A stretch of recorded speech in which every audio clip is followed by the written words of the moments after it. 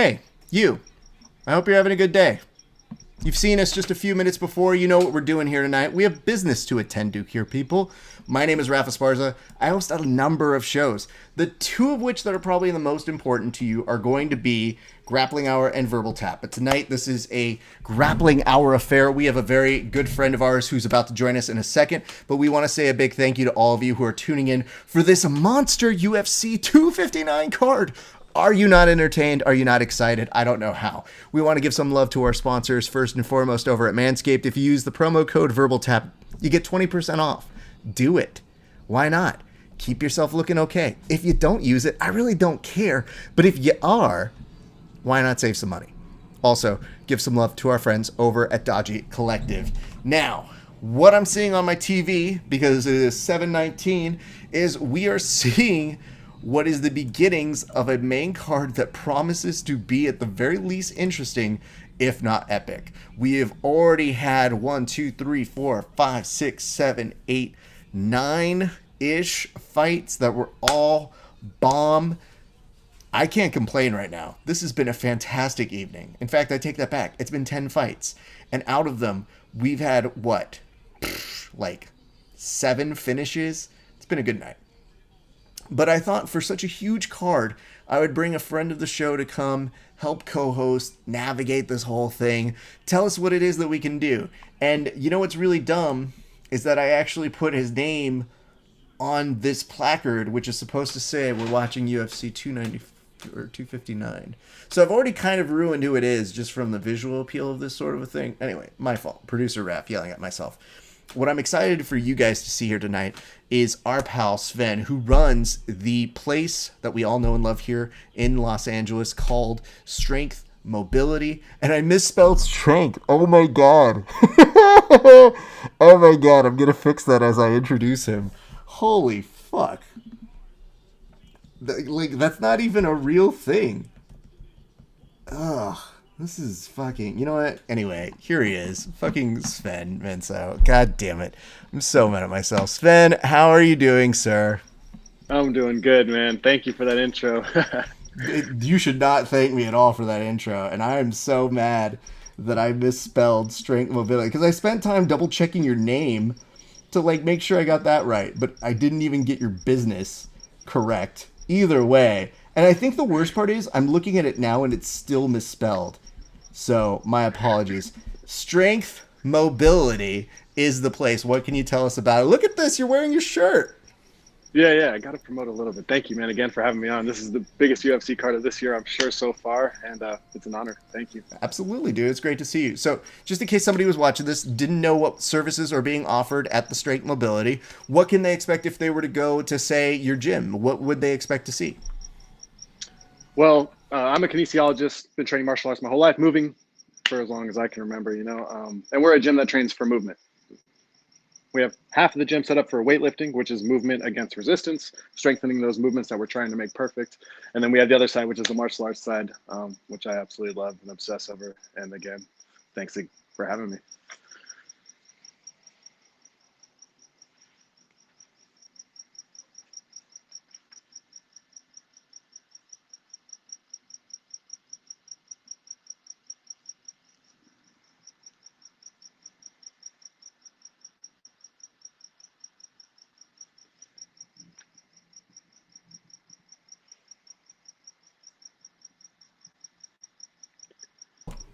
Sorry about that. I muted myself. We can tell I'm off to a smashing start here. I would tell you this. First of all, you're one of my favorite trading partners there is, so I'm glad you're here. Second of all, you become a little bit of like Grappling Hour royalty in our comment section because people, when you're not here, ask where you are. And they know you may not even be on camera. They just want to know you're in the comment section. And part of that is because what they do is they want to vote for whoever you aren't going for. Yeah, right, exactly. Like, what a spectacular thing to be known for. How do you feel about that when people are saying that about you? I like it that I can give them some direction, but I'm trying to win. I'm trying to win some money if I'm throwing parlays down. So I love it. All right, we're off to the races right now, and yes, we do see Thor Thiago Santos and Alexander Rakic coming in. Did you have a particular feeling on this one? Were you looking at it either way as to who you were rooting for on this one, sir? Dude, I love both. I like Rakic just as the up and comer idea, or still young, I guess. Not really the up and comer, but yeah, I'll go Rakic. All right, I see that. For whatever reason, I was feeling Santos. I really can't say like I was going against him. We had a couple people in the earlier part of the broadcast who said that they were going for Rakic. And listen, y'all do what you need to do. I'm okay with this. Now, I got a comment here. I will get to that comment, Robert, so stay tight for a few minutes. We just need to make sure that we get some action coming here first. And this is with some due respect for both of the gentlemen's knockout ability here, because if you're looking over at Santos, he is very, very, very much stalking them down, but isn't putting a high output yet. I just feel like he's ready to unload at any given point. I would ask you this. That giant tattoo on the back of one Thiago Santos looks like if you were a sniper, like you already have a scope on a scope. Yep, keeps you accurate. You're supposed to aim center mass anyway, so yeah, it's helping out the enemy, I guess. That's the whole thing. Is I was like, bro, I don't know that I want to give anybody that big of a target, let alone anybody who might be looking through a scope. So anyway, yes, that is what's happening here. I want to go over this because Thiago Santos famously took John Jones. Oh my God, there's a cameo. Who was that? That's my polar bear, Zuko. Oh my God. Just from the look of it, I just love the fact that seeing your dog is, first of all, always amazing. But seeing from the camera angle he jumped onto, it looked ginormous. It's just like almost as big as you. And I don't know if people really get an idea of how tall you really are, but you are a tall person as well. So yeah, long. Let's talk a little bit about this. So when you said that you were excited for this, you didn't say that Rakic was necessarily a newcomer, but I'm sure he has gotten a lot of interest, especially with the last win over Anthony Smith. And then he's also got wins over Jimmy Manuwa, Devin Clark. So people that are fans within the UFC community are familiar with. I would say this, though. Santos famously had one of those moments with John Jones, you know, where he was kind of like, yo, I should have pulled the trigger a little bit more. And so I feel like seeing him be tepid in a round one gives me slight pause of like, okay, I hope this is just round one. Right. Because we've said those things before. He had all those ligaments torn in that knee too. I'm sure that even though looking back, you're like, oh, I should have went. But I mean, when your knee is so unstable, ripped in all places, it's hard to go, you know? Absolutely. So talking about Thiago Santos, though, his last two fights were losses against Glover Teixeira, which, by the way, crazy, and then a loss to John Jones. But otherwise, wins over the champ, Jan Blachowicz, Jimmy Manuwa as well, Eric Anders, Kevin Holland. Like, he's got a pretty solid career in his own right. Even Anthony Smith, Jack Hermanson, like, this on paper does read as a pretty good fight. So even seeing him swing and miss right then and there is still like, oh, dude, I don't want him to connect anything. Yeah, both these guys can smack, and I'm sure if they hit clean, they can finish each other. So, Robert, in response to your question that you asked a little bit earlier, you said monster, as in Monster Card, a Dom Cruise pun. Let me see if I can give you some context. Ariel Helwani had put this up just so you guys can understand, because I was slightly confused. But Helwani was saying essentially that Hans Molkamp is the guy who runs Monster energy drinks.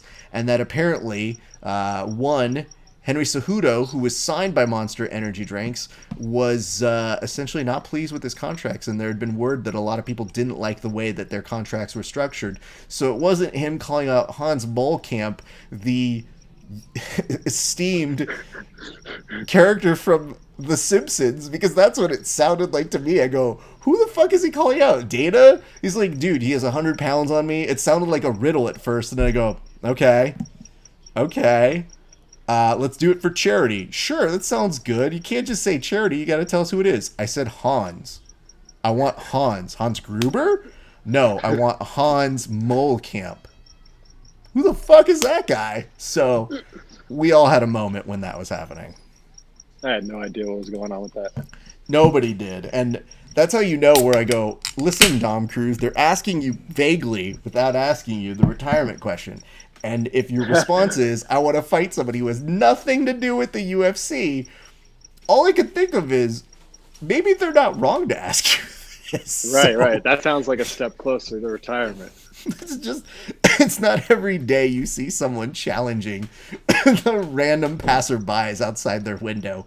It just goes, what's that? That dude, he looks homeless. I think I could fight him. I could take him. It's like, Dom, bro, I don't know. And I will compliment this. I know you were watching some of the preliminary action while we're waiting in between rounds.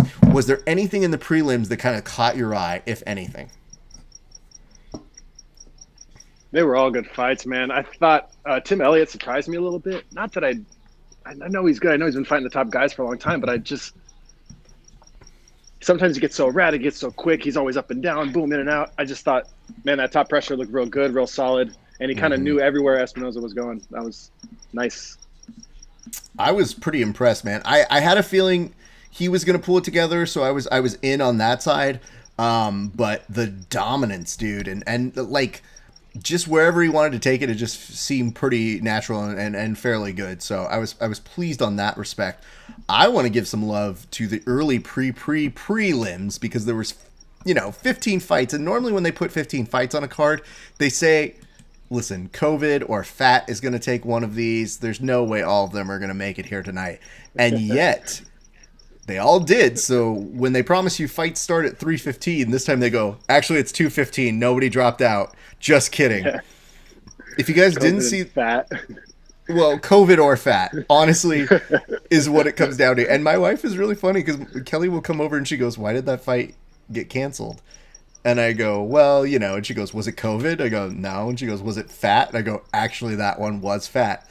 And when a dude came in 11 and a half pounds over, she goes, yeah. Good for him, though. Like if you're gonna miss, you might as well miss all the weight categories.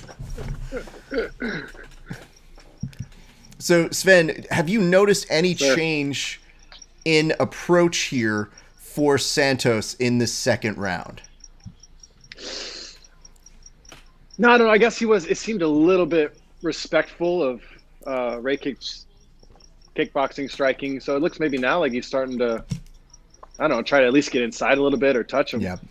Yeah. I'm feeling that the difference between the first and the second round, even from Rakic's side, is he looks very loose in his approach, but he is charging forward maybe a little bit more than we saw him do in that first round.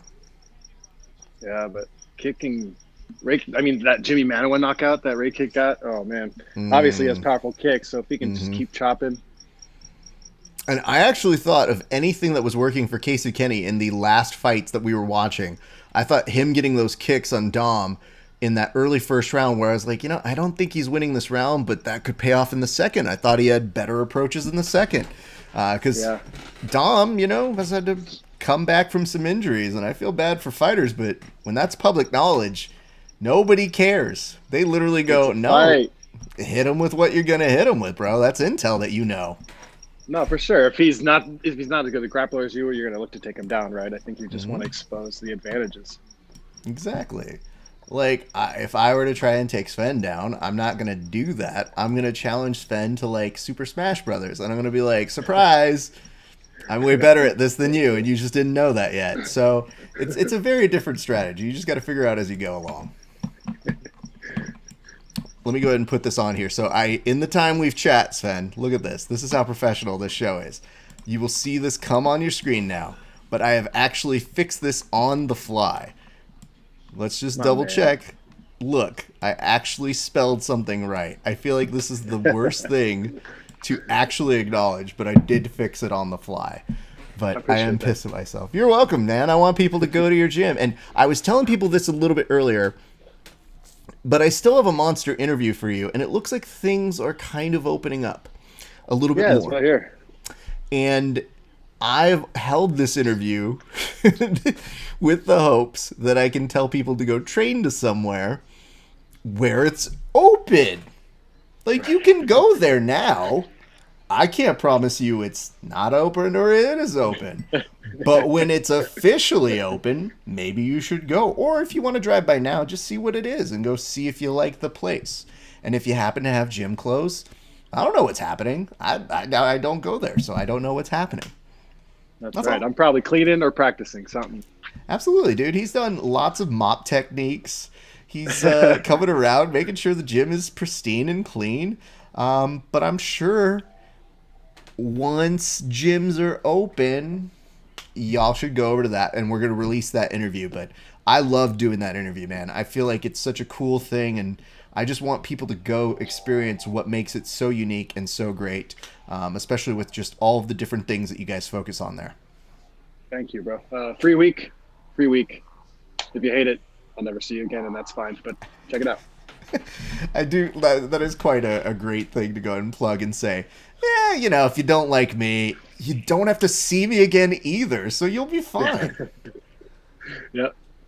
Look at this, though. I don't know if you noticed this, but one of the things I really liked about what Rakic did in that little section right there, and Santos is getting a little frustrated there with a swing and a whiff on that last punch that he was throwing there. But I like the fact that I could see Rakic toward the end in that last minute switching that angle and popping in and out a little well, because I think the hard part is trying to find the angle where you just start going straight on him. That's not going to work for somebody like Santos. You really have to commit to getting him off his game and off his base. Yeah. And that maybe just now, because Santos is so good, maybe just now he's getting that timing and that distance right. He's like, oh, shit, now I can touch him or something. You know?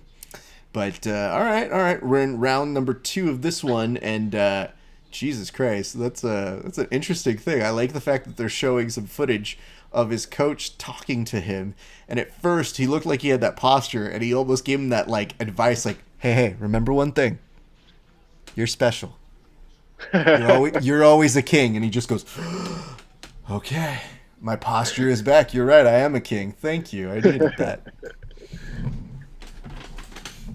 I always wonder too, when people do have those moments when they go to give their corner advice, you've cornered a few people. Do you ever wonder about the people who look like they give bad advice when you're watching people in fights? Like, do you ever look at some of them and go, I don't think they told him a goddamn thing that's important right now? Usually you'll hear the commentators call him out like, well, I don't know what he's saying that for. I mean, you also have been to some of the same local fight events that happen out this way. And I've seen people that I go, I don't think that person's going to know what to say. Like, I'm fearing for that poor fighter when I'm like, dude, it's a close fight. Someone should tell him something really important. And then you see them almost mouthing the words like, you got this. You got this. And the guy's like, what do I do? And he goes, you got this. You got to just get out there, man. You got this. And I go, oh, God. That just makes me so terrified. Yeah, and sometimes you don't know. Like, you know, some of these amateur fights, guys will come without a corner. They're like, yeah, I was just going to, you're like, well, you got no one helping you with anything. Yeah, that shit, it makes me so nervous for people because I see it from a corner and I just say, Godspeed. I hope that you have a good game in your head that you can facilitate and make happen. But, oof, good. Oh, man, it looked interesting. Like, whenever you get those kicks that looks like you eat for a split second and you almost catch midway through, it's always like that reversal of fortune where I'm like, dude, if he could dump him or he catches that and charges forward with a nice punch there, that could really change the trajectory of things. But you're seeing Rakic also starting to work on the outside leg a little bit nicely again. Hey, what time are you at, Raph? Right now I'm at 3:10. Where are you at, sir? I'm at 2:56. Oh, no shit. Okay. Well, let me see if I can fast forward maybe just a split second if that's the case. I don't think it's going to move me forward, but give me 1 second here. See, I'm at 2:58 now. That didn't do shit. So you might be a smidge ahead of me. So if the play-by-play is just a little bit in the past, no, that's what's going on. I'm going to pause for a second. All right, 2:58. I'm sorry, 2:45 is where I'm at right now. Yeah, I'm at 2:29. Okay. I'm going to give you a note. When I say it, it's going to be 2:29. So hold on. 3, 2, 1, 30, 29. Perfect. There we go. All right. Ooh, kick to the body. What a wonderful moment to get synced up on there, by the way, too. All right. That's how you know things are going to go great for the rest of the time. Woo! I am interested to see how they are going to score this one, my friend. Dude, tie. Yeah, it almost feels fairly close. Maybe I can give a slight edge to Rakic here. Because he looks bigger. I mean, he looks bigger, but, hey, dude, you might want to vote for the better tattoos at this point. Like, isn't there some sort of miscongeniality voting criteria that you need to go down from? Like, what was his answer? And look, dude, at least he's trying to get a takedown here. I can respect that. Oof, I do not want to eat those elbows. Dude, Sven, those elbows. Sven, do me a solid. What is the secret to not getting elbowed when you are going for a takedown? Okay, well, it's always easier to say it than to do it, especially when there's a grown-ass man trying to not get taken down. But it's as soon as you're like dragging, right? Your hips in, head high. As soon as you're around those legs, you're trying to bring them together and pull. But he's sprawling at the same time as he's trying to get his underhooks or pick you up a little bit. So you're going to probably eat some. It's just got to be a quick thing. It's got to be a quick. Remember when Josh Barnett and freaking Ronda Rousey said Travis Brown? Mm-hmm. Oh, God. Oh, man. I was actually covering that fight live. I was there at the UFC. Oh, man. It was odd, my friend. It was, all of us were looking at each other like, yo, did we all see that? And it was nerve-wracking, man, because you looked at it and I immediately hoped that Josh was okay, because when I see elbows like that happen, all I could think of is, because your head is so low, you don't necessarily see much other than just like, I'm just trying to finish the single leg. I should be, and then lights out. And they might be asleep on that hip, right? And you're like, the guy with the elbows, he's throwing his hip into it, like like Nutcracker. It gives me so much pause where I go, man. Even today, I had a couple buddies who were working striking, and my buddy is running it for these two guys, and he goes to them. He goes, "All right, let's get some exchanges in there," and they're green, but they're not bad. And when they started going, I just saw one of them land a kick, and all I could think of was, "Oh, you're right. Yeah, I don't want any part of that, bro. Like, I don't want to eat that kick." Like, even in the jiu-jitsu context, sometimes somebody does something that's like, "Ow, ouch," like that hurt. Yeah. What a dick, dude. And I can eat those things, but when someone kicks me, I feel like I want to almost go, "Oh, God, I don't do this. I don't want to do this anymore." So that's my biggest fear, I think, is to almost have that happen. And I go, no, I'm going to go back to grappling. This was stupid. This is a terrible choice. Well, we've reached the end of this fight, so we'll leave it to the judges there. They're showing a couple good exchanges that they did have. You did mention a little bit earlier that it could be a tie. We'll see how they score it in just a second here. But as we wait for... I told you, I feel like under some weird paradigm, I was wearing the beer goggles that at the end of the night, they let it go back up, and I go Rakic. But what do you got? 29-28, majority split. So maybe someone's going to go 29-28 Santos. Oh, called it. Wow. Rakic. Yeah. Alexander Rakic is going to defeat Thiago Santos via unanimous decision. All right. It's it's very minutia things that I go, I mean, sure, I can't really say that with full confidence. Is he getting a belt? Oh, brown belt. Nice. Oh, look at him. Sven, I'll say this, dude. If I almost get a takedown in an MMA fight, you better come with a goddamn black belt. Like, you better just show up there and be like, yo, ref, I don't know. Here you go. You got this now. Fuck yeah. That was a nice hip toss by the coach. I would agree, my friend. Good Lord. All right, so let's take a few more things here. So I know the next fight is of major interest to me. We'll talk a little bit about the interview that he has over with Rogan in a second.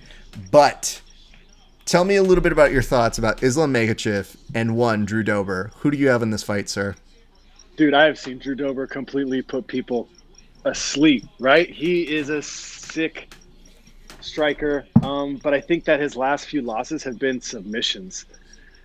And Islam Makhachev is like that Khabib-esque, mushy, wet blanket smother. Every time you're looking to get a base built, an elbow's getting pulled, he cross grips a forearm from the back. He's heavy in, and then his body pressure is just letting his hands be free as he jab into the cage. What was the question? I'm just so glad that you got caught up in the fight analysis that you're like, I'm really excited about this fight. I have to do something here. Obviously, I think Islam's the favorite for a reason, and for good reason. I think that method for victory is really strong in MMA. That boxer, wrestler, front heavy foot, aggressive octagon control. But Dober is sneaky underdog betting. I think, man, like he could clip him, and then he gets wobbly, and then yeah. Drew is a friend of the show, so it's really hard for me to go against him. I don't want to, and I'm not going to, because fuck, man. Look, if I'm putting a bet down, I'm going Dober all day. Okay, that's good. Let me give you a little summarization of what I'm hearing though. Oh, he's saying that the brown belt means a lot to him. He says if you call him a coach, he's going to kick his ass right now.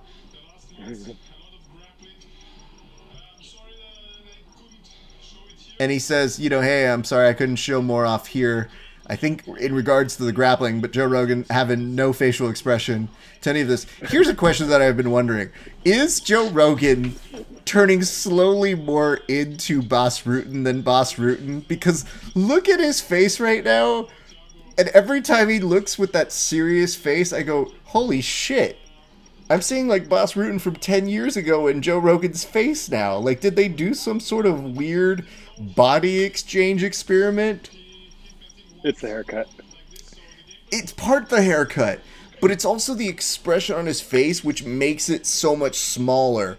Normally, Joe always has the weird bug eyes, like he's recreating a Hunter S. Thompson-esque look on his face. But in this particular one, when he's like squinting at the camera, and I think it's probably because he can't see, like just see if you don't see Bas Rutten in that face right now.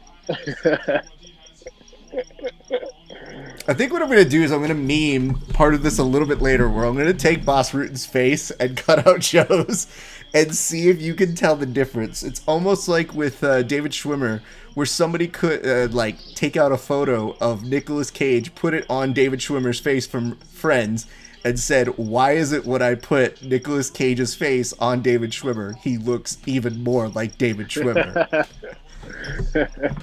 What's that app? The Face Off, where you like look at it and it's someone else's fit. There you go. They got to do that for each other.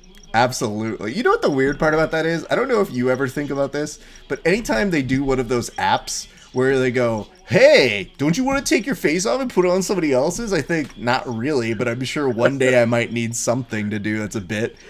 And then my next thought is always, what am I giving to China? Like, what did I just subscribe to? Because that sounds like the perfect way to infiltrate us, to be like, listen, this is a fun app. The fun of it is you take your face off and you put it on somebody else's. And I go, okay, that sounds silly enough. Yeah, everybody's doing it. Okay, is this like a Trojan horse that you're putting into us? Because I don't know that I need to do it, but sure, all of a sudden you see everybody and their mom doing it. And you go, I don't know what that's necessary for, but yeah, that's just my thought process. They're downloading them because the people they're creating, they need faces for them. Listen, dude, here's what I'm saying. I think I've got, 70, 80, maybe, if I'm lucky, 90 good years on this earth. If that's the case, dude, they could get the bottom half of it. I'm fine. Like, especially once I'm gone, like, use my face for whatever you want to. If people want to create a hologram version of this host still interviewing people, Great. Sounds great. It just better be fucking well done. Hey, Raph, I'm going to grab a beer. Are you drinking Modelo? Yes, sir. The official fight drink of the UFC? Oh, I didn't even. That was just, they were gotten. Fair enough. I wasn't sure. Oh, look at this Drew Dober. Oh my God. Well, I'm excited for this. Drew is a friend of the show, and I definitely want to make sure that we pay him the love that he deserves. That guy's so fucking good. And I'm actually going to move the We're Watching box. I'm just going to make sure that we're not putting it over Sven's face, because that would be rude. They said that there's a new DraftKings thing, and I have no idea what the fuck they're even referencing. So if you guys can clue me into that, they said there's a new DraftKings clock. Just tell us at this point. I can't promise you I even know what that means. But yes. All right, Sven has come back into the fray. He's drinking a Modelo, the official fight drink for those brewed with a fighting spirit here tonight. Well, while you're doing that, I'll go ahead and give some props to what I'm drinking here tonight. So earlier tonight, I started with a Radiant beer. Whoa. This is Inherent Good, and it was inherently good. Thanks to our friends over at Hot Merchants. It was a great way to start the night. But here's what I want to pay my friends over there a true compliment. Look at this beer. This is called Floral Friday. This thing that I'm having right now, dry hop lager, and it is a Pilsner.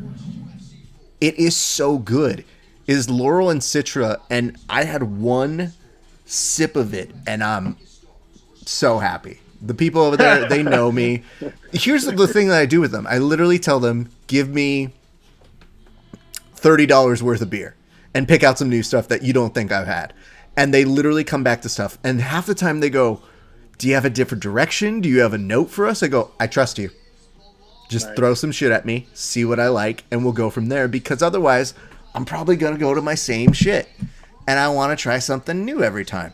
And then you get gems like this where I go, would never have even thought about it. Except the label is pretty cool.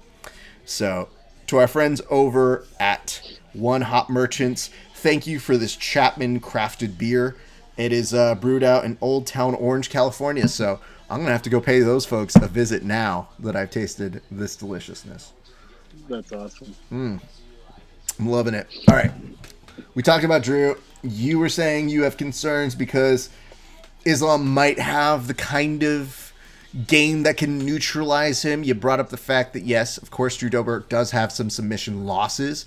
That's a valid point. I'm with you on knowing that.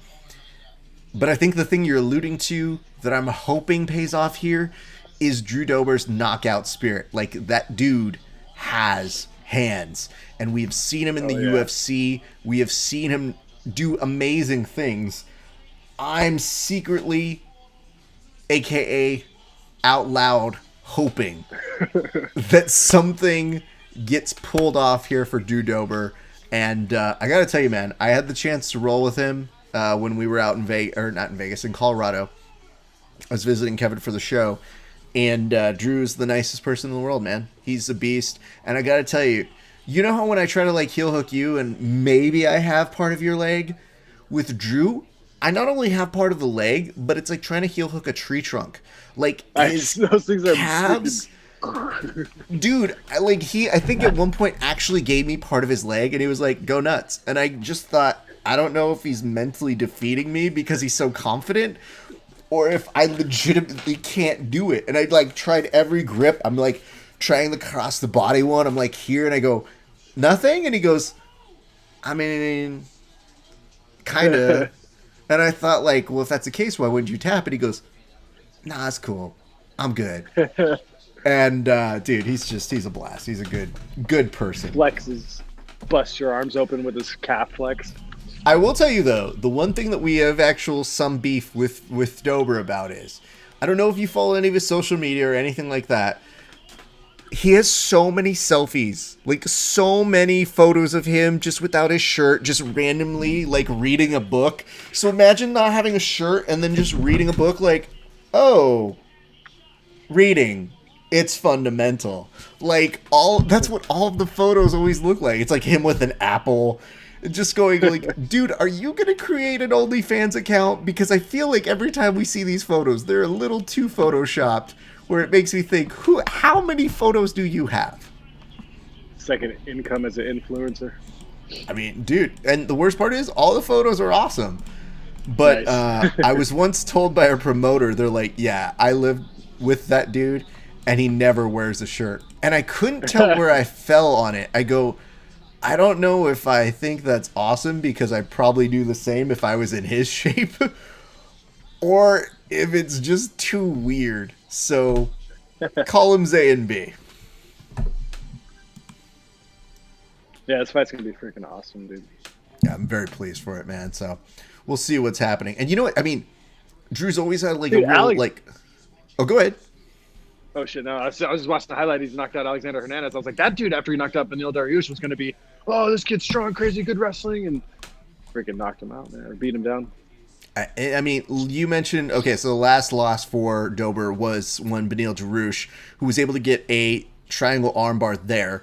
And then years before that, all the way dating back to 2016, he had a loss against Oliver Albin Mercier. So that was legitimate. Those are good things.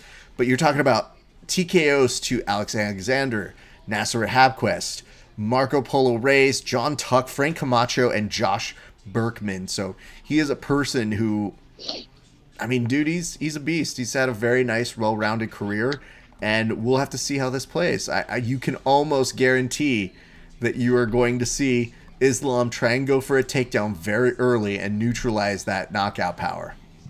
And that's what kind of sucks, too, because I'm sure Dober, I'm sure all his coaches, they're like, okay, look, we're going to have to play just a little bit more outside than what we usually play, even though if we play outside, right? So you're going to have to just be a little more patient, I guess, so you can pick the shots when they're correct, but no opportunity at getting my legs, no opportunity at getting in that clinch, right?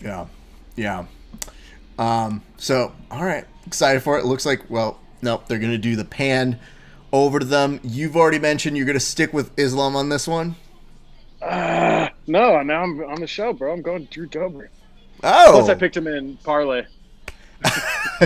So, hold on. What did you pick on the parlay? Are you talking about our show, or did you put money down tonight? Well, I do little parlays with the guys, right? Or we just, pick our fights. So, I picked Dober. I picked Ray Kick. I picked Aljamain. I picked Megan Anderson because she's the crazy underdog, and I like to swing for the fences. And then I picked that. Yo, we were talking about this with our good friend, Dan Hubler, who does all of our betting on the show a little bit earlier. And Dan was saying, he goes, put money on Megan Anderson. And I happened to, on Verbal Tap this week, when Kevin was talking about it, I go, bro, with those odds, how do you not put money on her? It makes your parlay go, like, insane. And if it does happen, then guess what? We're all happy. And we all just go like, okay, that sets up something interesting for Nunes to come back with. Because otherwise, after this fight, I don't know what we're doing with Nunes. Right, at 135, everyone's like, well, Shevchenko should maybe go up or something. But I don't know. Like, who else is at 135? I really don't know. She's already put together a pretty good resume of people that she's already kind of defeated that you go, I guess, are we going to go more into rematches now? Because... I don't know. So anyway, that's kind of where we're at on this. Was it Kat Zagano with the last loss? I feel I'm gonna have to double check this one. I think you are right. It was on the Conor McGregor Dustin Poirier first fight card, and I rewatched that before their rematch. So that's the only reason I know it. But yeah, it was a fatigue thing. Nunes just went out in the first round. Somebody just tweeted out, new drinking game: take a shot every time Dober fixes his hair. And Ben Folks went on top of it and said, don't do it, you'll die. And, I feel that. I get that. Yeah, that's okay. That's interesting. I'm going to have to, obviously, I'm staying with Dober because if he found out I didn't go for him, I think this would be a very bad training session. And I want to say the last time I think I like shot the shit with him, he actually, for as nice as he is, and I gave him permission. I said, hey man, come on our show, do over under. You have permission to make fun of Kevin all you want. He wasn't a bad heel. Like, for all the nice guyness that he really does exude, he really seemed free to be like, Kevin, I just want to say your guard passing's trash and this. And I go, who is this guy? Like, we were both surprised where he was getting solid digs that we go, have you always been this funny? He goes, oh, you just asked me to go for it. And I did. And I go, yeah, right. But I didn't think you had it. I didn't think you could do that. I thought you would do what most guests do, which is kind of like, oh, I'm going to get you, Kevin. I was like, some of those ones are pretty good. And he goes, okay, awesome. Thanks, man. So anytime I talk to him, he just goes, yeah, dude, I love giving shit to you guys. And then we laugh about it. But last time we talked, he was trying to be like, yo, Ref, I know you're grappling and all that shit, but I really, man, it would be so fun to strike with you. And I was like, for who? No. And he's like, no, it wouldn't be like that. And I go, yes, it would. There's no circumstance in which I can figure it out. All you're trying to, because you're offering me the opportunity to work with you. Make sure you tape it. That's what his clause is like, okay, we're going to go live with it on my website. So, I will say, you can tell that is very similar to my character, where I'd be like, what's the rating it's getting? What are the streets saying? Are they enjoying it? Did Andrew Loya say it was good? Andrew Loya came in with a note and said Megan Anderson got worked by Felicia Spencer, and then it said Amanda Killer Spencer, and it says, I have never been impressed with Megan Anderson in the UFC. Well, I have bad news for you. She's never really been impressed with you all that much either. I know, she's told me in person. So, Andrew, don't feel too bad. It's just, it goes both ways. Meanwhile, we got a real fight in front of us. And I didn't realize that Islam is 29-32. That's pretty good in terms of age discrepancy. So this could be a lot more competitive than I think we feel. But, dude, even the way, like, I just want to be like, dude, Drew, did you get, like, work done to your face, too? Or did you just lose that much weight? Because I remembered him having, like, way more of a pronounced chin. That's insane, dude. I don't understand bodies. The human body is confusing to me. But I swear to God, if you look at some of the earlier photos of him, you'd be like, oh, that dude was stockier in the face. Just saying. All right. Here's one good thing I would say about this too. You could tell that most grapplers would never really get work done because of the amount of time they'd have to take off of grappling. Like if anybody did get, say, like a nose job or something like that, they'd be like, how long am I out of grappling for? And they'd go, ooh, you'd have to miss significant mat time. You'd be like, I'm not. Yeah, thanks, though. Pass. All right, here we go. Andrew Loya giving us some dead signals. Here's a good time to remind you guys, if you want to get a cheers just like those who get fight finishes, all we ask is you give us a like and a share over on your Facebook. Meanwhile, we're going to go over, watch a little bit of this Drew Doberness against Islam Makhachev, and very excited for this fight. It begins on my clock, and here we go. Woo, you got Jober in the blue trunks, and then you also have red trunks for one Islam. This is, man, I think Islam already kind of like stalking out to see if he can find an opportunity maybe to duck in for a split second here. Dober's got springs in his legs. Yeah, dude. I guess that's what probably accounts for 20% of his calf muscle strength. Ooh, nice exchange. Okay. And I guess that's the thing that most people really weren't giving Islam, is they didn't figure he'd want to keep this standing for as long. And I noticed this, Andrew Loya saying, let's go Dober. Absolutely. I believe you're out in Colorado too as well. Oof. In for the takedown. He does get it. Dober trying to close up guard, but he only has one leg over, and it says that boy is thicker than a Snickers. Just don't know how exactly we should acknowledge that comment other than, sure, yes. But Islam's starting to smother here, has solid pressure on Dober. And it says, yes, sir, good memory. Listen, dude, it's not all just drinking. Sometimes there's no off to the genius switch up here. And heavy on that half guard. Yeah, I mean, I think the hard part is Drew doesn't have enough to get over to his side to get that underhook that he needs to maybe get a little bit of alleviated pressure. But instead, you're looking at our Makachev, who's giving him very little wiggle room here. Yeah. But this is where we talk about tape study and character study whenever you see his fight against Damian Maia. Damian just looked like he was slicing through bread on that one, dude. And look at this. Am I seeing some 10p for L from one Drew Dober here? Yeah, but he's got to start whipping it, pendulum that shit. That right underhook is the most important thing, right? Yep, right now. Yep.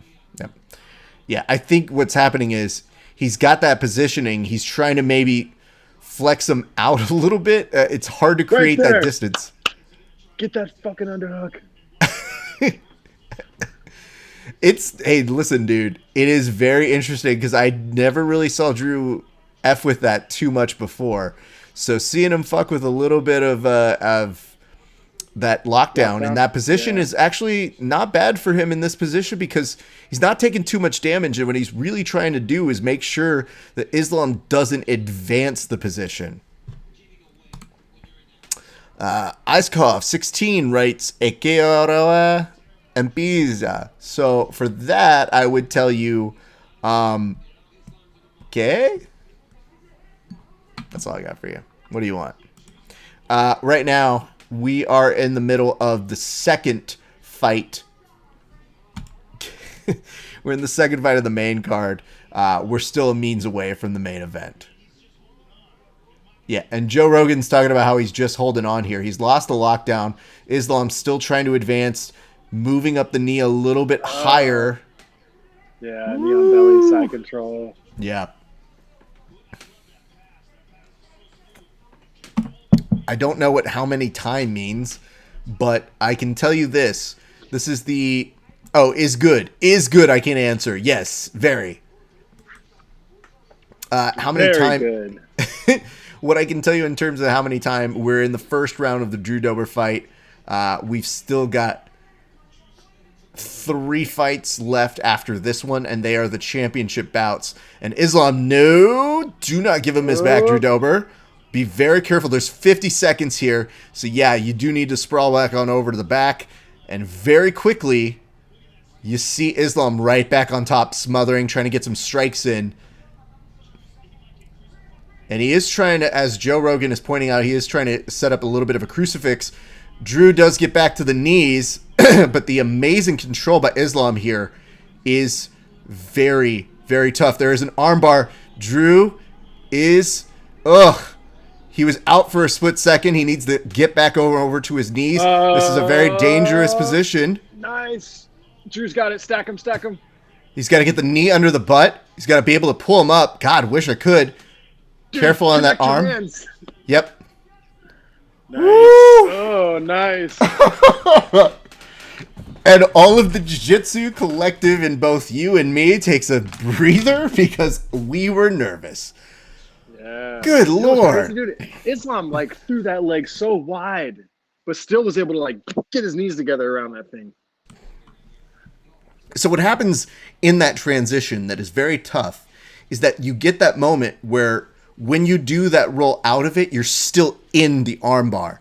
And some people, if you roll out the wrong way, you actually put yourself deeper into that armbar. It's a very tough thing where you almost immediately, as you touch your back to the mat, have to go straight into a hitchhiker or yikes.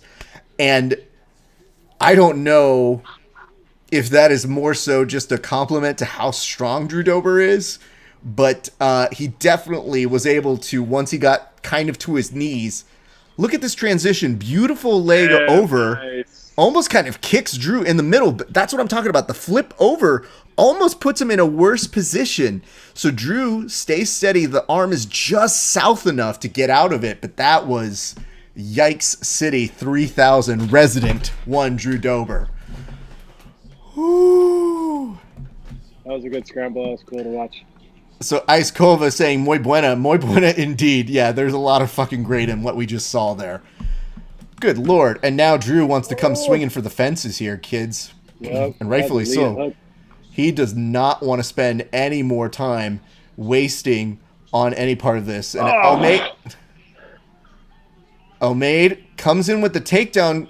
Drew kind of stuffing it. But yes, I see Omaid here with the Go Islam. Get out of here. I don't need that right now. Yes, gets the takedown on Drew, who has one leg. I would love to see him maintain a better guard here, but this is not the place you want to be. Oh, no. What are you looking at there? Are you talking about a choke from Drew underneath? I was like, no. But I can tell you many things about Drew. I would not think that would be the exact thing that would happen here.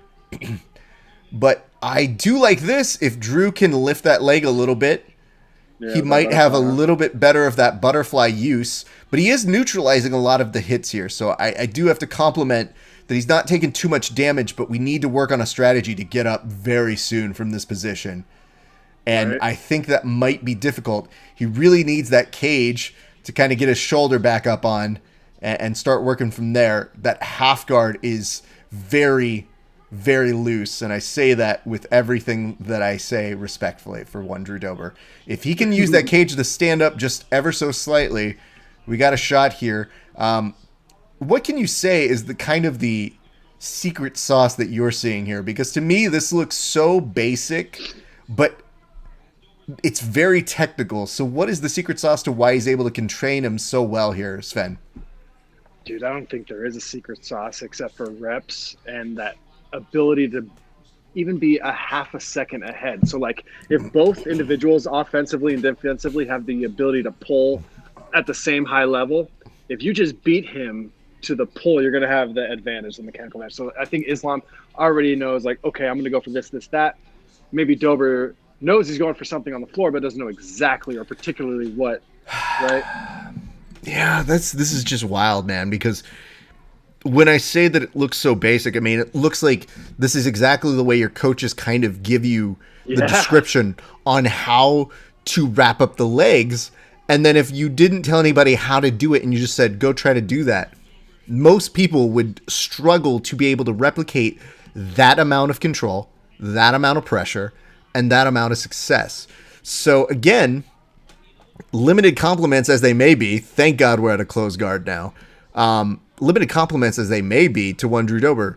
Again, very solid in neutralizing him, very solid in making sure he's not getting any real damage in this position.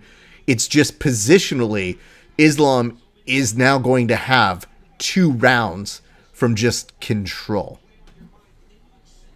That's exactly what I was just going to say. I was like, okay, if you're on the bottom, what's the one thing you want to make sure doesn't happen? And that's damage, right? Mm-hmm. But positionally, Islam right now is just in that control. But Drew Dober off his back is neutralizing damage, which is huge. I mean, it's not going to win you a fight, but it's going to keep you in it. And I don't even know that Drew's worried about getting knocked out in these scenarios. It's just more so doing the dumb open guard that lets him pass, or the open guard that gives him your back magically 2 seconds later that lets him get that half guard that he liked being in, that just contained him so well for what it is. And I don't even know that they could call this one even like a chess match. This seems a little more overwhelming. There are many good chess match metaphors to be made with jiu-jitsu. This is more so like, nah, dude, this is literally the one guy who figures out the cheat code on the chessboard and goes, I'm still here, and I'm just magically in checkmate continuously. But again, Drew Dober, good overhook with that right arm. Yeah, I don't know, man, because you're looking at that third round, and you're really starting to figure out that the main trick for Drew is it's got to be a knockout, and it's got to be smart enough where he doesn't get taken down like this one last time. Right, which is nearly impossible because those are on the ends of the spectrum. Like, if you got to maintain enough distance to not get taken down, but you also have to create impact. Yeah. Yeah, I don't love this in terms of my buddy. I mean, it's excellent work from Makhachev.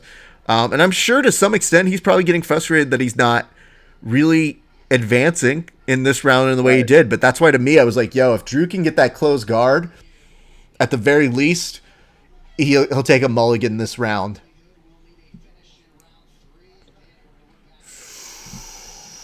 Okay. So they both know Dober is going to try to go for that finish. I mean, and even though it's round 3, Dober is that guy who could still knock you out.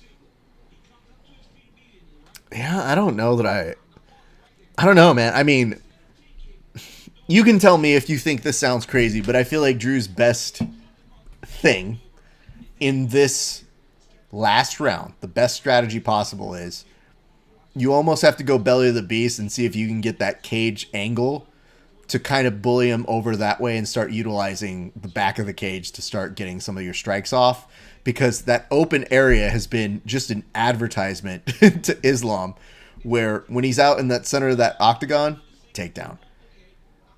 Against the cage, maybe. I don't know, man. No, I feel you. It's I also, think that Dober might have had to establish some respect to like make Islam want to keep distance so he could back him up. Well, let's see what's happening here, because now Drew is in the center, starts off with a kick. You know, that's something I didn't even really put money into in terms of Dober trying to maybe keep some of that distance with the kicks on that part. Nice knee there by Islam, though. Drew wraps him up. I'm cautious on this because I don't want him to pull and just kind of drag him back down to earth, but we got to close guard immediately. Oof. All right, I see over on this side, Sven is probably, I think that it says who is ahead by score. I would probably say one, Islam Makhachev is ahead 2-0. And with this takedown in the third, listen, Obaid, you can't say fuck Drew. That's first not nice. Also, he's a friend of the show. Do you know Islam? No. So don't say that. I didn't say F Islam. I just said, yo, he's fighting my friend, and I want my friend to do better.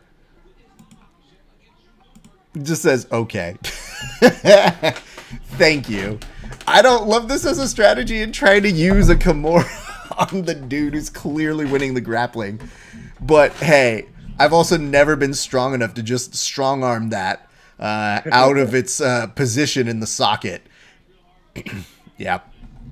Okay. This is gonna be a rough. And Andrew Loya says, I'll type it. Fuck Islam. We'll see. Listen, guys. Tapped him from opposite side half guard. I don't know what just happened there. Shoulder pressure tap like a Von Flue-esque. Yeah, I'm going to have to see what that was. I was too busy responding to Islam. Fuck Islam from Andrew Loya. Sage Northcutt got tapped like that. Remember? I do remember that. But I just didn't see the angle on that. So if you're telling me that, I kind of know what I'm about to expect here. It's that Von Flue. Yeah, I just didn't see the exact positioning on it, which is why I'm like, no. Half guard. It's supposed to only be done, I think, for side control, because the half guard, you're able to grab that leg and pull him away from that choke. Interesting. Okay, let me see what the replay looks like on this one. So they're already going back.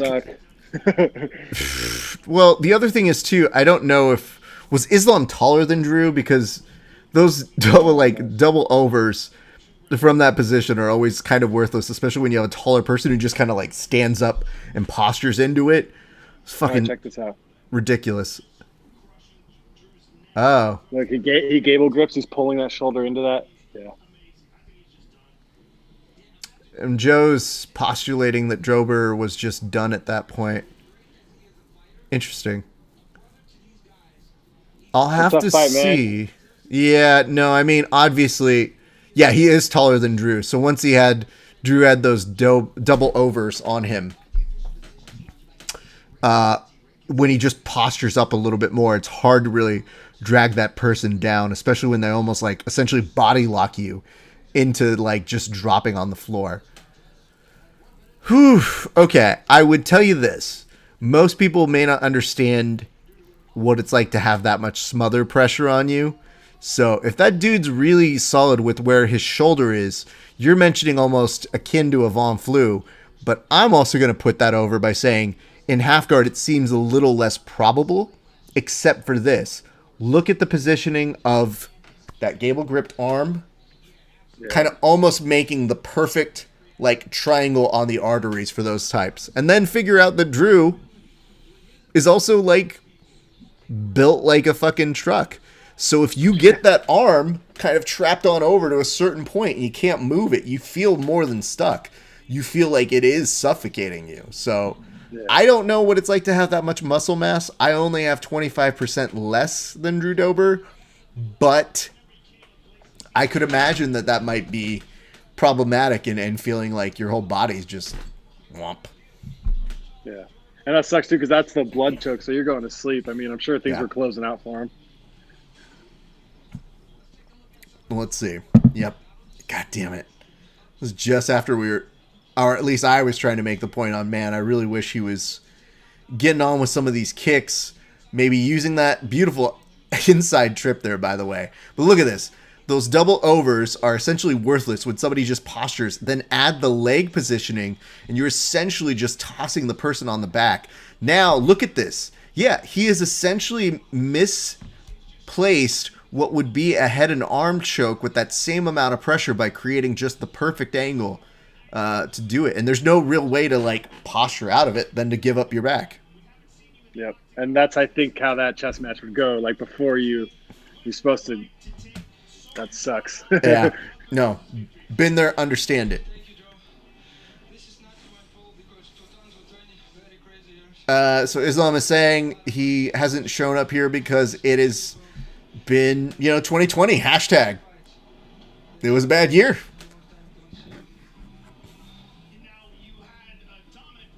And Joe's asking about his dominant performance, specifically wondering,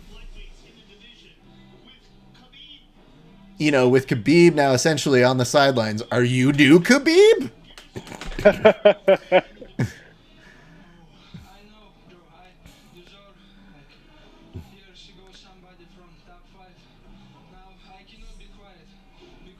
So you're saying years ago he deserved somebody from the top 5, but now he cannot be quiet anymore.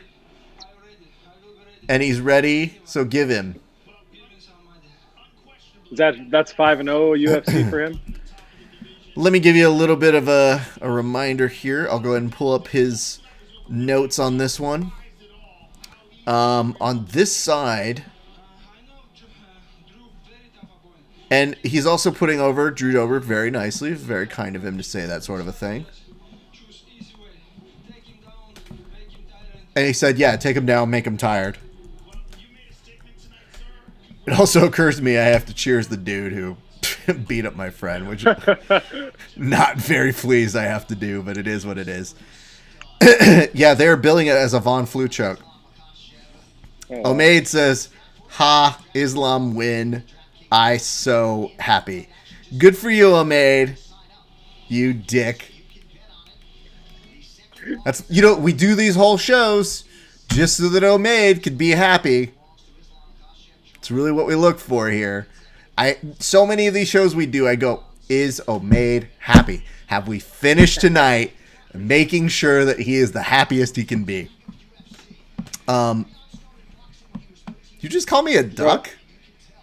What is that? I don't even know what that means. Coming up right now. I'm freaking jacked up. Yeah. Peter Yan Shadow.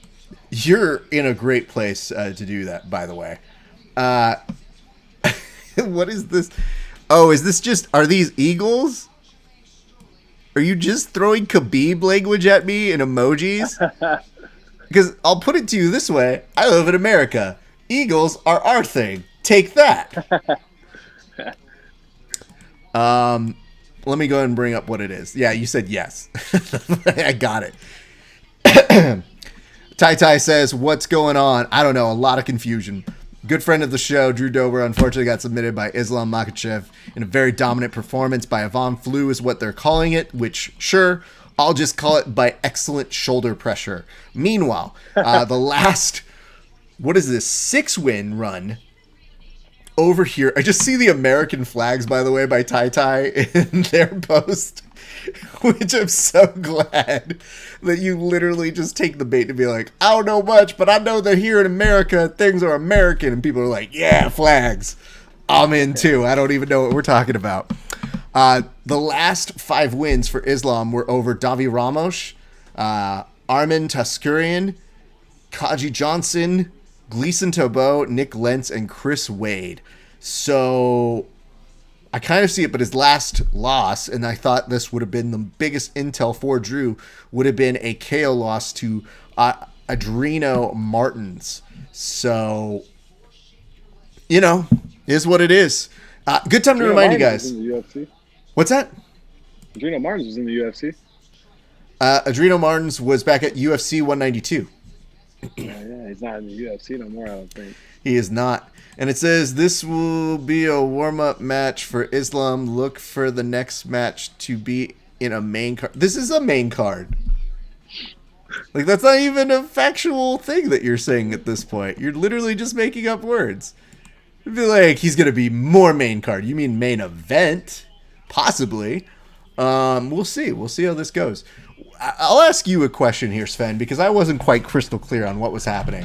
What do you think Peter Yan and Aljamain Sterling were talking about in that conversation?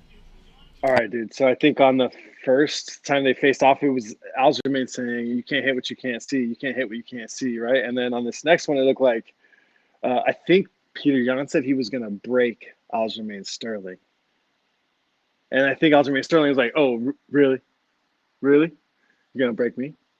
And he's like, yes, I will. I think you're shaking. And I'm muted again, I think. You are. I'm going to be honest here.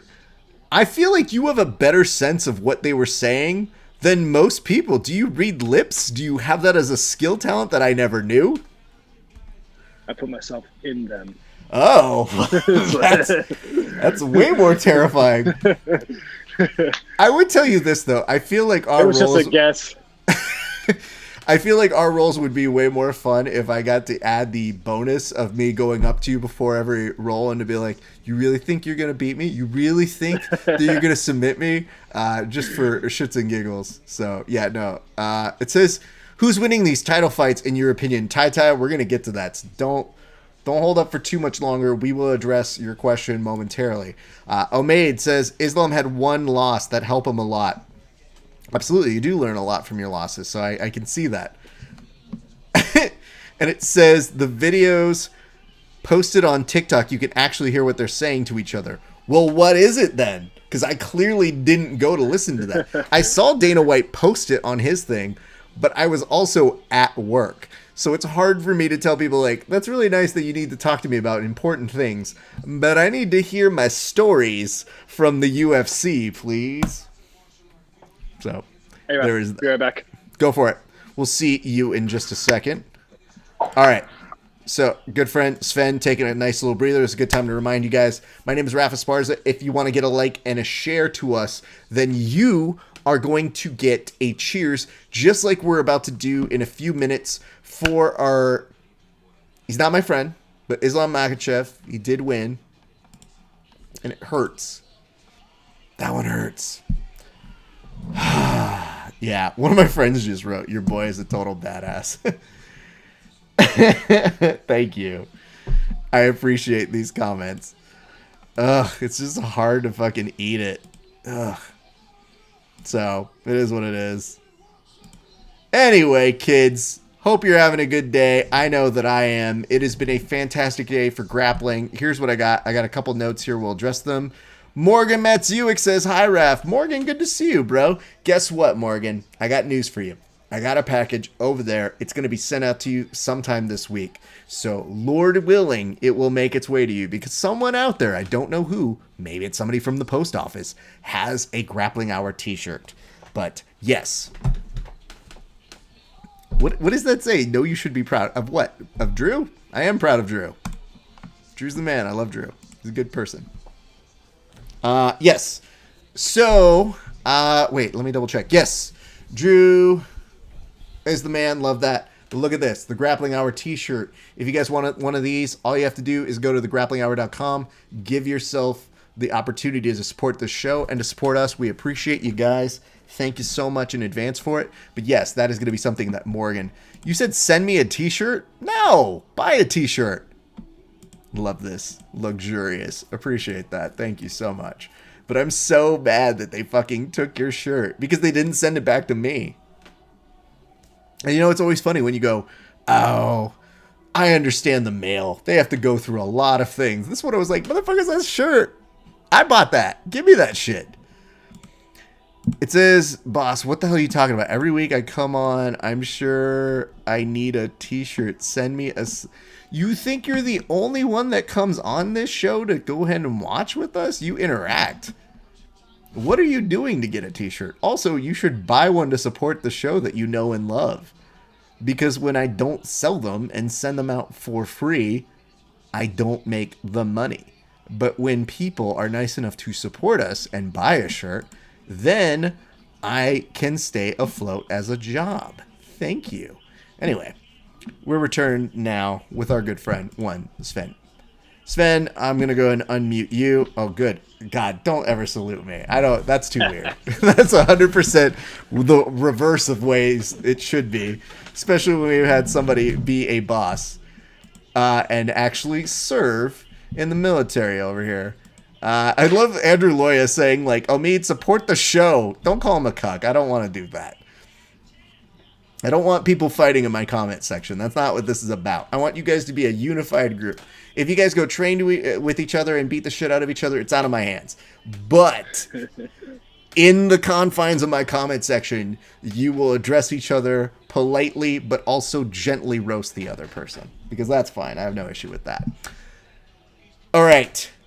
We talked a little bit about the championship matches. You mentioned you're excited. Andrew Loya just says, my apologies. That's fine. I'm not going to give you too much shit. It's just, kind of generally don't be a dick is my rule. Who do you have on this one, Sven? I like Aljamain Sterling. He's just showed me. I guess maybe I've seen more of his fights, but I've also seen more variety, more mixed martial arts, I guess. Man, Peter Yan is sick. Good boxing, good wrestling. Seems quick, good pressure. But I got Aljamain. I'll pick one.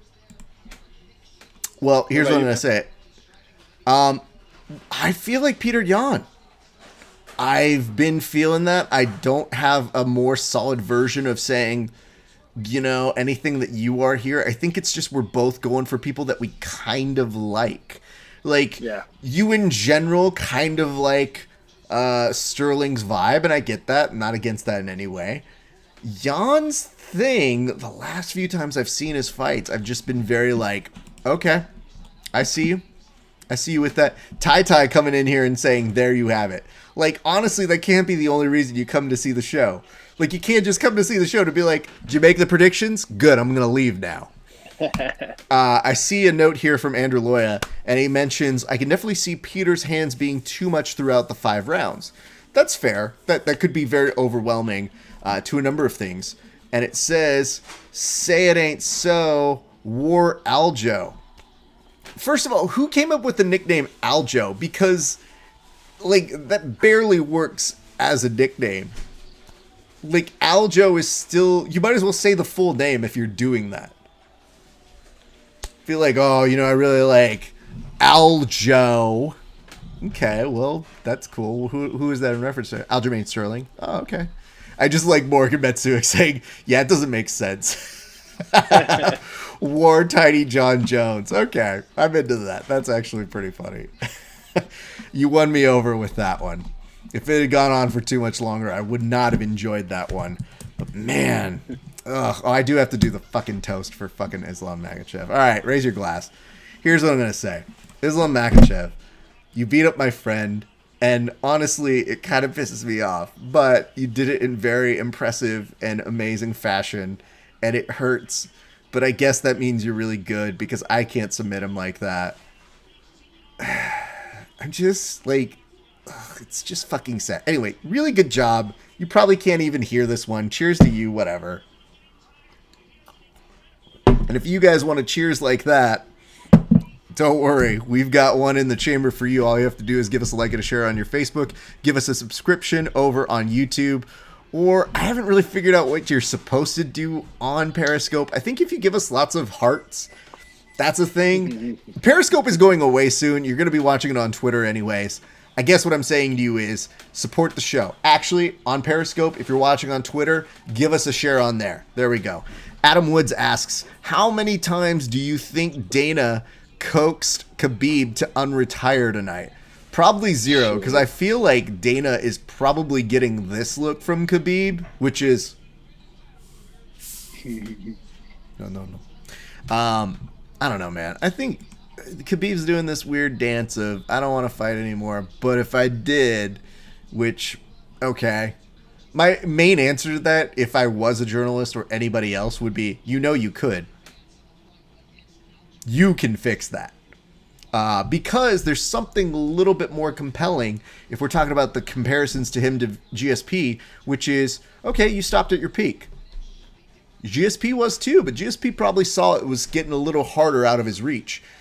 I don't think we really saw that with Khabib, but Khabib was never really one to go to a different weight class. So he's going to be in the conversation for one weight class, whereas not only GSP came back and did different weight classes, but then came back after multiple years to show us all, oh, I know you mentioned this, Omaid, and you said he is a man of his word. He promised his mom. That's a bullshit thing. Making that promise to the mom. I don't care how many times I have to say this. Don't put that shit on your mom. Just be a grown man and say, you know what? I decided I was too good. I don't want to fight anymore. But saying, well, Mrs. Khabib, I would fight, but mom's like, like, that's unfair and unnecessary. So I will say that a million more times because she does not deserve that amount of disrespect. I have a note here from Adam Woods that says, who wins, Khabib or AEW's Kurt Angle? God, I hope it's Kurt Angle. He won a gold medal with a broken freaking neck, dude. Also, I don't think Khabib has an answer for either the angle slam or the ankle lock. So, just saying, those are two really deadly finishing moves. I think the other thing to figure out is Kurt Angle wearing the singlet? Because Kurt Angle would famously take off a singlet strap as to tell people he was becoming more powerful. So, just saying. Andrew Loya says Kurt Angle, baby. See, you guys are all there. It says, boss, this is our culture. Okay, once we give the word, we honor and stand our word. Okay, that's fine, but he's also basically telling you that it's his mom's fault. So, that's great. You have a note here. What is the note? Dude, Jan's hands just look pretty fast right there. And so that's going to change your mind now?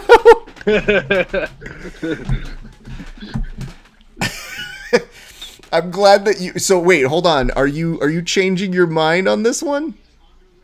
No. You're going to stay with Aljo? I'm not going to... I'll never be surprised by any outcome in fighting. But maybe I just underestimate Peter Yan a little bit.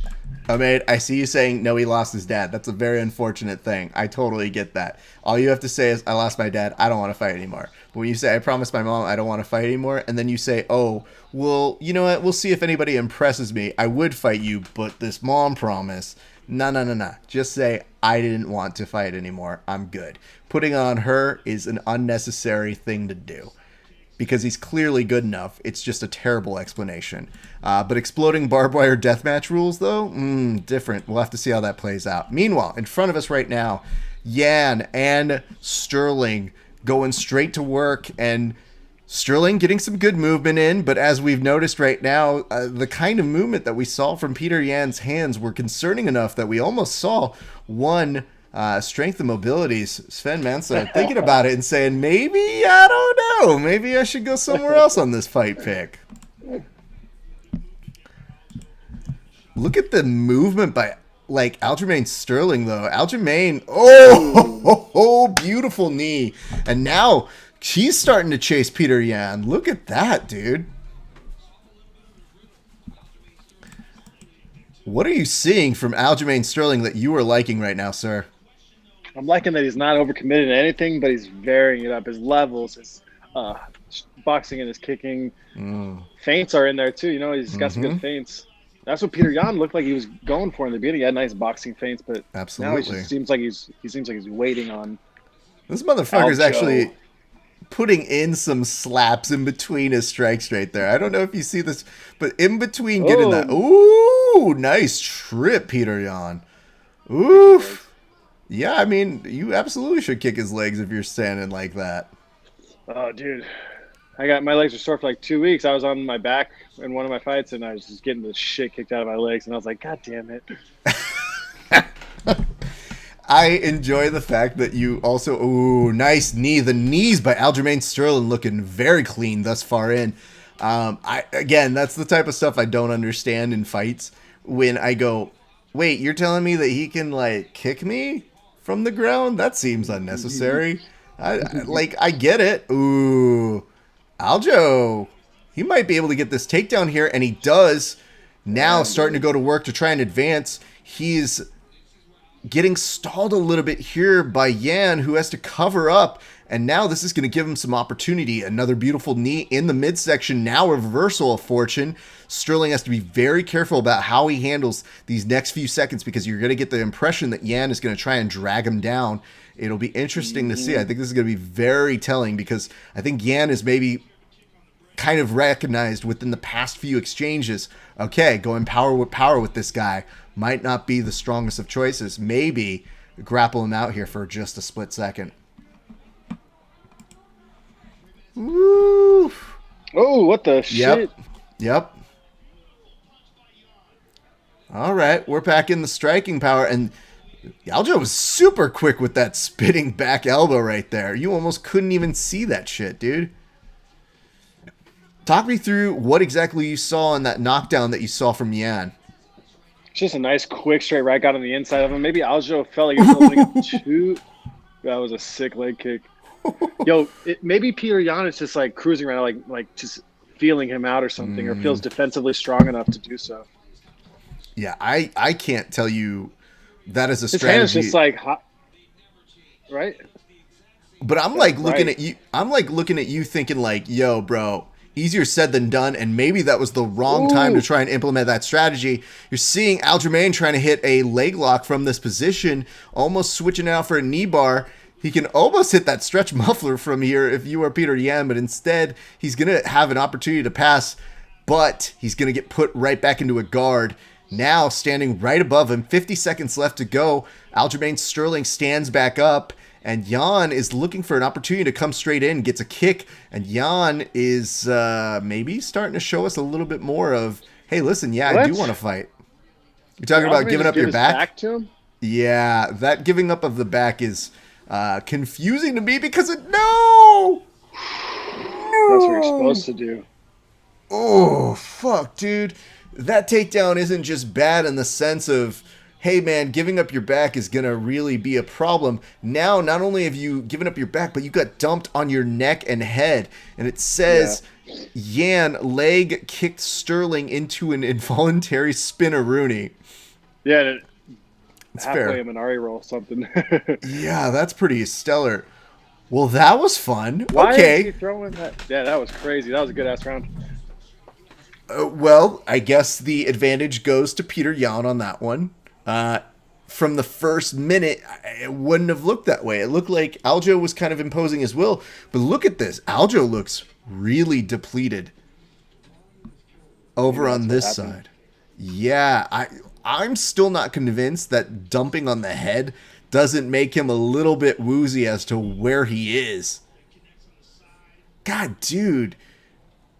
Again, man, eating some of those knees and those like straight kicks from just the shin makes you think to yourself, okay, Peter Yan, I see you. I see what you can absorb here, my man. And I know, like, ooh, no. Had that arm trapped. Yeah. I mean, it's beautiful, dude. Don't get me wrong. I don't want to take anything away from that technique, but also, ouch so hard. Look at Yan just itching. I do like every so often talk about how excited fighters get, and I think we saw this a little bit earlier tonight, where you get a moment where you just can tell you're outclassing a guy, and you go, "I'm just excited to get back there and go back to work." Yeah. Yeah, I think it was with Askar Askarov versus Joseph Benavidez, where in the middle of that second round, you could just see that look on his face where he's like, I'm not only winning this fight, I am not at all concerned. Talk about a not great time to get a slip up happening. I love that. Just pin his head down if he wants to turtle. I mean, listen, dude. That's the beauty of being so good at your craft, is just knowing the economy of movement and time and saying, like, no, you just stay here. I don't even want to waste energy. Just stay looking at the mat while I figure out what I want to do next. Yeah, man, it's weird that they gave Joseph Benavidez an undefeated guy. I'm like, you guys don't want to send him out on like a happy note or something? That's a good kill. That's a good point. I want to point this out though. Look at this, man. Aljo back up and standing, and I'm still not convinced he's just out of this outright. I just think that Peter's shown us that he's got some weapons here that maybe he's not even displayed. It's still very much in the realm of, oh God, you don't want to not finish these takedowns, bro. Is he going to powerbomb him to the right here, dude? Look at this. He's going to definitely hip into him. Yep. Uh-huh. Oh, just God, mush him, dude. Mush him. And he's literally going to, like, put that head back in the same way he dumped him the first time if he just pushes him down that much more. God damn, dude. And you know what, dude? I'm third away from the main fight. In my head, I totally, like, spaced for a second. This is 5 rounds, and I know Peter Yan must be being defensive for that reason, right? Yeah. No, good call. That's absolutely a good observation here. I just like the fact that Peter, just based off of what we've seen from him before, looking at his previous fights, obviously went 5 rounds with Jose Aldo. Just amazing with that. Uriah Faber looked like he was easily outclassing him. Jimmy Rivera, he can go those long rounds where he goes to decision, but if you cross him in the wrong way, dude, he's going to get that knockout. Now, look, even when the opportunity where Aljamain Sterling has the opportunity to use his wrestling and maybe get some advantage on Peter Yan, Peter's just kind of stuffing it continuously. Kawaki Kalma is saying, who's winning so far? I would have to say that right now the scorecard would probably favor Yan. I'm in there. But Sterling, again, I said this earlier, maybe a few seconds ago, I'm just not convinced he's out of it. It's just Yan will make these power moves just almost seemingly out of nowhere, and you look at it and you go, yeah, dude, you're still in control in this fight, even when it looks like it could be awkward. Explain to me why this single leg isn't necessarily resulting in a finish here, if you would, Sven. Well, for sure that wrist control of Peter Yan's helping, and he's probably sprawling that leg out, so he's not able to get him super high, right? Because the higher he gets that leg, the less bounce he's going to have, the less weight he has on that bottom leg, and he's going to get him off. But I'm sure Peter Yan is being as heavy as he can, kicking that right leg out, as well as trying to peel Aljamain up as he kicks that leg down. I'm fascinated also by, just look at where that hip is on that cage, where it gives you just enough to like kind of lean into it while at the same time not really giving up your balance. Like, it looks like he's using it for just the right amount of keeping the distance, and now he's going to start trying to address the arms here.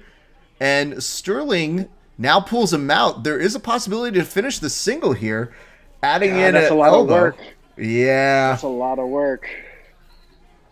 Yeah, not in love with that. And now Yan can kind of unload, and Sterling loading up that back elbow again.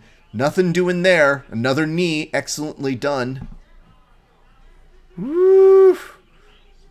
Bro, please don't slap. Like, this is not the time I really want you slapping somebody. He's starting to telegraph that spin. Yeah, and look at this. Oh, no! Oh, no. So, okay, let me ask you this.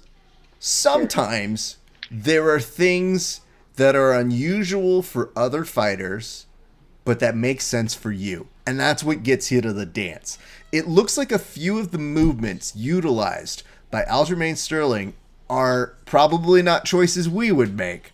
But because they've proven successful for him thus far, that's kind of why he's doing these weird things that have resulted in him giving up his back, giving up his neck, and oddly at one point, potentially even letting Jan kind of pass his guard. Yo, Brett Okamoto is saying he's tied this up at 19-19. I feel that's really weird considering that was mostly just the use of him against the cage. I don't know that I could see enough to really signify like a dominant win for Sterling in that round. That's a tough thing to argue there. He was about to throw that stool over. Hey. I like Cyril Gain already has been tweeted out by the UFC as saying, crazy, this first round already delivered. And that was 5 minutes ago, and we're already seeing more branches on this. 3 more potentially to go. Sterling coming out with some kicks. Obviously, some nice work from the coaches maybe to create some distance here. Jan returning with one of his own.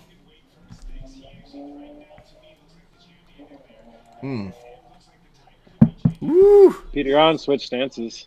Yep. I just saw that as well on my side.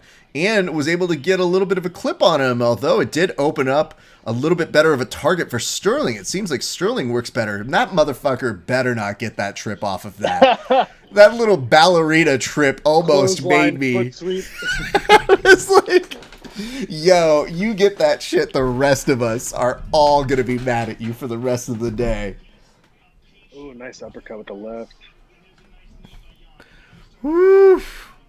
Yeah, this is still very nicely done. Yeah, absolutely, dude. And again, like I said, looking at Sterling, he's still trying some unusual shit.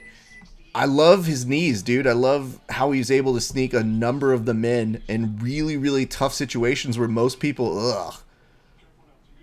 Yeah? Like, what a great way to help manage a wrestler, right? Knees and uppercuts, at least feinting them or hitting them a couple times. Front kicks. And he's not opposed to even trying to hit those flying knees, which, sure, oof, heavy hits right there by Peter Yan. Dude. Yeah, those sharp hooks inside. Ugh. Yeah, even looking at this, I think one thing to maybe notice is going to be the output of Sterling as we get into these later rounds, because Jan looks exactly the same in terms of composure, in terms of how he's outputting here. Like, that's going to be something I'm going to be concerned with as we go into a 4th round, if we go into that. Yeah, it looks like those punches from Aljamain aren't as, like, whippy at the end, you know? Like, they don't snap as much. But you know what's interesting? Look at the way that Jan is just eating some of those punches when he's blocking. Like, he's letting him kind of get it out of his system. Oh no. Yeah, no, I mean, oh God, that's that dad go to bed sweep. Like, that's just him being like, yo, you're done tonight. Brings the covers up in one move. Wow. Oh, nice. God. And with an overhand right, too. But look, watch Jan cover up. He allows him to kind of, every time he covers up, he just says, like, yo, burn it out. Like, hit me with some of your best shots. I'm going to block them, and then I'm going to return with one of my own. And the one that he returns with tends to be a fairly decent shot. Sterling back in, again on a single leg, but just beautiful posture here by Peter Yan. Takedown defense for Yan. What's up? Overhook, pick him up. Overhook, pick him up until you get the underhook. Listen, your wrestling is better than mine. I'm not going to tell you how to live your life. So, yes. No, that's what he's doing. Oh! What is happening? I think he kind of slipped and just kind of took a little bit of a strike. Watch, Peter. Yeah, no, you didn't. You did it fucking again. God damn it. That's this shit spin too much. Like, bro, I will tell you this right now, Sven. You've done some really fun shit when we're rolling where I go, I'm so mad at you but I'm secretly proud of you. But for the next 5 minutes, I will never forgive you for what you just did. And that's the type of shit where you do that twice to me, I probably will leave the mats and just be like, no more of this round. This is stupid. Grappling is stupid. Oh man, Aljamain's gonna lose. Look, takes a knee in the fight. Yeah. He tried kicking him on his detach there once again. 42 seconds are left in round number 3. Yeah, look at you. 10-1. He hits that sweep again before the round ends. Bro, I'm not doing that with you. There's no way I'm taking that action. I would never take that action with you. Look at these significant strikes. Okay, so Sterling had 15 in that second round, which seems like it's impressive, but again, look at the residual of it. Like, Jan not feeling a goddamn thing at this point, or at least telegraphing it. So, good for him, man. Last 10 seconds of round number 3, and no! God. No. Just every time I see it, I just go, listen, bro, you know what it is? It's like they should limit the amount of times you can do a move. Like, if that were the case, I think this would be way more fair to Sterling. It might be like, yo, you've hit him already twice with that. You do one more, you get no more salsa leg trips. Salsa leg trips. There's one guy, I want you to look this up. Maybe I'll find it one of these days. But it was our friend of our show, Rafael Domingos, who I think was at EBI, where he hit this, like, back step where he puts his front leg, brings the last leg to kind of, like, go behind it, and literally trip somebody as if it was, like, the back leg caught it, hooked them out. And I told him afterwards, I said, listen, that's some bullshit. But I'm glad it worked for you. It's just, in my world, if I tried to do that shit, not only would it not work, but I would have probably fallen on my face. Like, how dare you, sir? But he's good people. We love Rafael Domingos. So shout out to the other Rafael in Jiu-Jitsu. All right, round number 4. We are seeing things go, and Sven, I think you might be paused for a split second. Don't worry. If you are, just exit and come back into the room. We'll bring you right in. And I want to remind you guys, if you give us a like and a share over on your Facebook, we will give you a toast on air just like we do those fighters who get finishes within regulation. So come find us again very soon. I just kicked them out. Hopefully we'll get Sven joining us back in a few seconds. In the meantime, though, good Lord, what a performance here by goddamn Peter Yan. That dude's just a beast. We'll see how the rest of this one plays out, though. Sterling back up on his feet. Yan coming in with very aggressive movement all the way through. Yep, we got ourselves a Sven back in. Let's go ahead and pull him back into the broadcast. There we are. I see you, sir. Hopefully now you are back in and operational. We hear you okay, sir? You doing all right? Yeah, sorry. I think my phone was using some extra power. No problem. It happens. Nothing much has changed in the minute or so you've been gone, so don't worry. Although we're seeing, God, just look at, though, Sterling's face. Like, as he's huffing a little bit more on some of these punches, man, I'm seeing him just feeling the roughness of fighting for this long. I'm sure Peter's going to feel that momentum shift soon and start to pick it up a little bit, huh? I mean, if Peter's looking to just make like a nice extra credit statement, sure. But obviously beating, if I recall, I thought he beat just Jose Aldo for the title. And if that was the case, it's kind of hard to say that Jose Aldo is past his prime, but you wonder what Jan would look like against a more current fighter at the top of the field. And looking at this, you're like, nah, dude, he's still fucking outclassing him, man. Like, this is a pretty dominant showing by him, just in terms of a technical standpoint. And Aljamain choked out Corey Sandhagen, who just destroyed Frankie Edgar. Yep. And God, bro, you cannot give up your back anymore. And, like, I get that you're doing some of these spinning back elbows, and that's what you're trying to set up. But, like, the effort on the extra part with the elbow to punctuate it. Interesting. Okay. Striking accuracy. Oh, go ahead. Hole with his palm. I mean, listen, dude. I'm going to use every weapon possible. Even if it means taking out their sonar ability to hear things. I'll be like, fuck that too. You know what? Just fuck everything that you've got that's better than me. Ooh, you almost did it there. That would have been so rad. Yo, I love every bit of that. I wish everybody had like a superpower thing that they would do multiple times like that. That was from far away too. You almost hit that. Yeah, man. Dude, okay, so you know that Sterling's going to try another one of those spinning back nonsense things. Yeah. I bet you that Jan is just waiting to turn it on with that one too. Jan is quitting right now. Yeah. I would have to he's quitting. Peter, finish this thing. Wow. Walk-in bear hug. I mean, listen, dude. I know that look. I know that walk.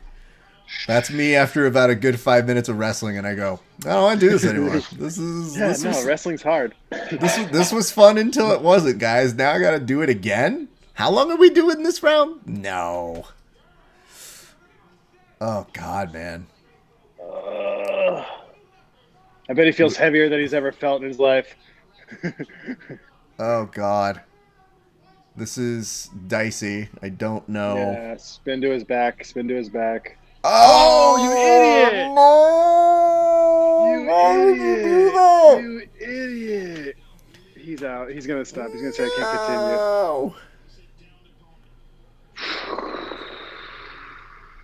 continue. Bro, you didn't even need that knee. That's the worst part of this whole scenario. Go to his back.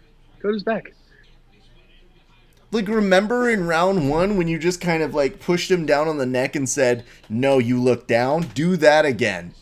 The ref was like, what? What? Tai says Sterling looks sloppy after all that talk. Well, unfortunately, that's not the talk of this moment. Sterling is 100% looking at the options. No contest. Oh, shit. Do they judge it after the 3 rounds are complete or something? That's a good question. I'm 100% sure he's not going to continue. I think they're talking about it on there. I mean, from a physical camera angle standpoint, a dude walking around looking pretty guilty and a person on the ground makes it look like some prom kids who made some bad decisions. Where it's just kind of like the one person going like, I might have knocked her up, dude. I don't know. He is not going to let him continue. No. So now what happens? Does the tie go to the runner? Does Peter Yan keep the belt? I mean, he has to at this point. And Yan is also... So Yan thinks that the hands are up, but we know when the knee is down, it's still downed opponent, right? You can't... Okay, so Tai is asking what happened. Sven, can you give us an explanation of what happened? All right. Aljamain went for the takedown. Peter Yan stuffed it. Aljamain took the knee as to not take knees. But when Aljamain picked up his hands, I think Peter Yan took that as a cue that, all points of contact aren't grounded. And then he went to lift, and he thought that lifting the hands was a cue for him to be able to knee. And I don't think that's right? I don't think that's a rule. You're not allowed to, while the knee is down, you have to respect that as a grounded opponent. So, Mark Ramondi just tweeted out, we are deep enough into the fight that it would go to the cards rather than it being a no contest if it's over. Or it could be a DQ. It's up to referee Mark Smith. And they're saying if there wasn't championship stakes, this one would have been waived off.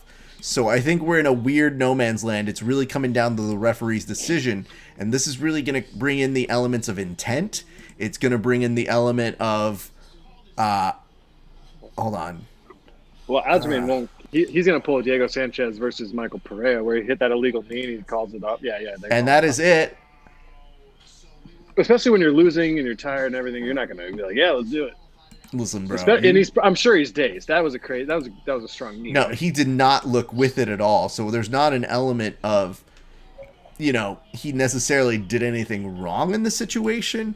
No. I think most people would be hard pressed to do anything other than what is happening right now. They wouldn't really even have a choice. It's just up to the referee saying, like, listen, dude, we got to call this.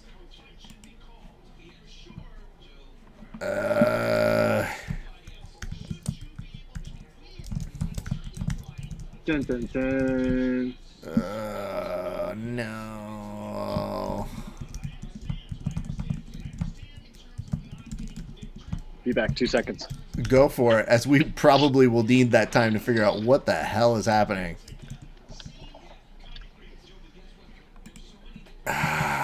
Well, guys, it's a rough day. We're trying to figure out what the hell is happening here. My name's Rafa Sparza. I host many shows, the two of which that are most important to you are Grappling Hour and the Verbal Tap Podcast. This is, Adam Woods does nicely say it in saying he's dead. No, it's just, we were having such a nice day, and we just didn't need that to happen. No, again, with the knee in that position, bro.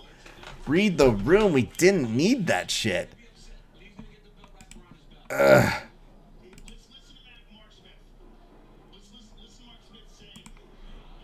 What's Mark Smith saying?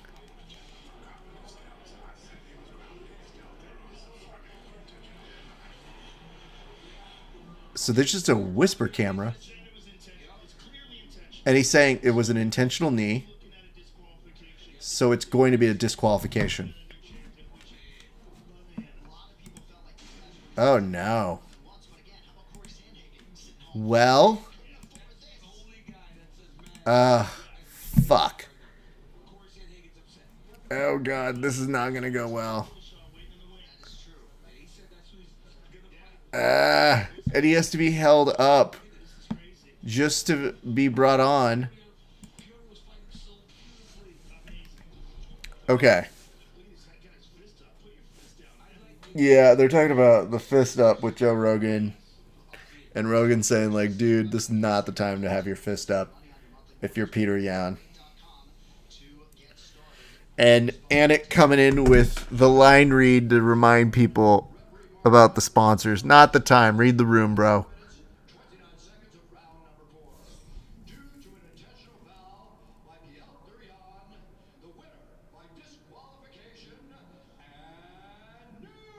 Yeah.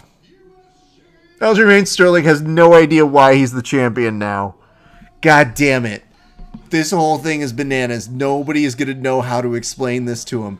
If you don't understand that you won the championship, perhaps you should not have it. And Sterling, I think, rightfully feels this is ridiculous. It looks like he's taking off the title. Yep, he did. Well, if he didn't think this was going to get more dramatic, he's now very emotional in the middle of the octagon.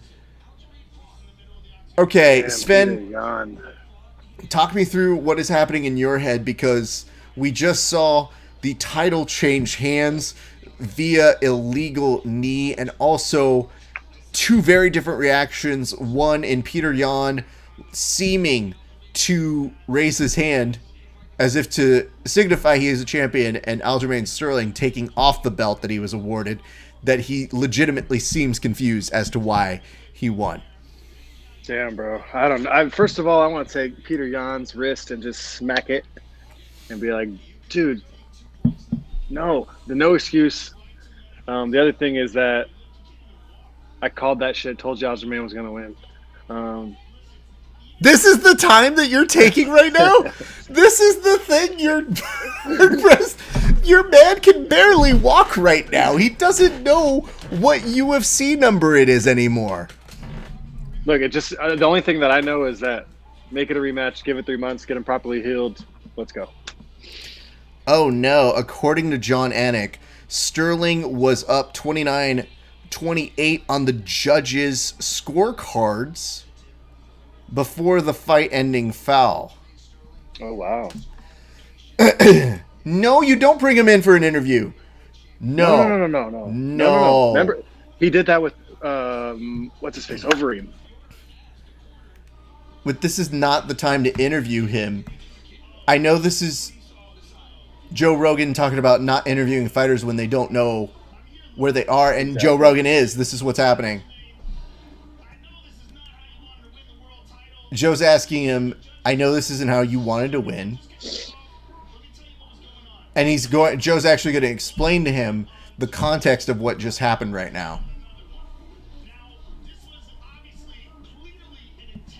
And Joe is saying that was an intentional knee.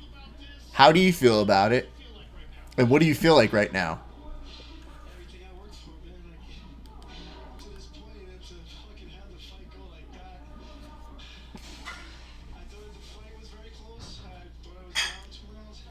And he said he thought the fight was close. He thought he was down 2 rounds.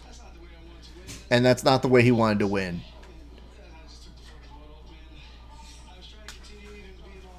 And he said he was trying to continue even being all out of it. Jeez, that's freaking crazy. And he said that would just be ego taking over at that point if that's what he was going to do.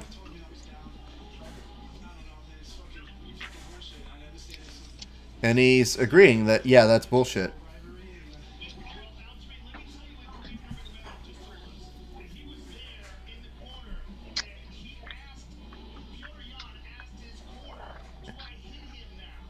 And Peter Yan was asking his corner and said, do I hit him now?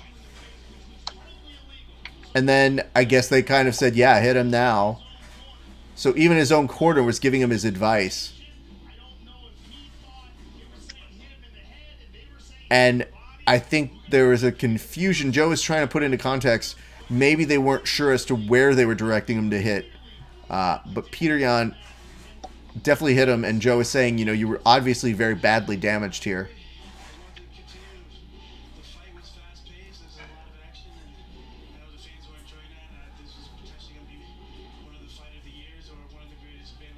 I don't think it would have been fight of the year, but okay, cool.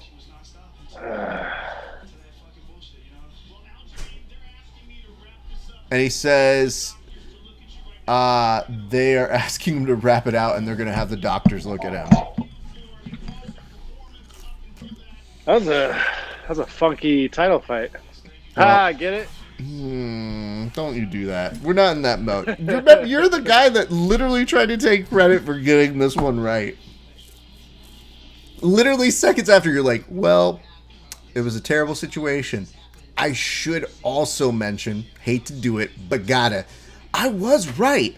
And you know what? I'm going to tell you this too. I was right too. Because now the more I think about it, my guy was actually winning the fight until complete stupidity happened. You're right. Yes, sir. It says, according to Ariel Helwani, prior to tonight, this has never been something that has happened in the UFC. There has never been a title change due to a disqualification, as per ESPN stats info.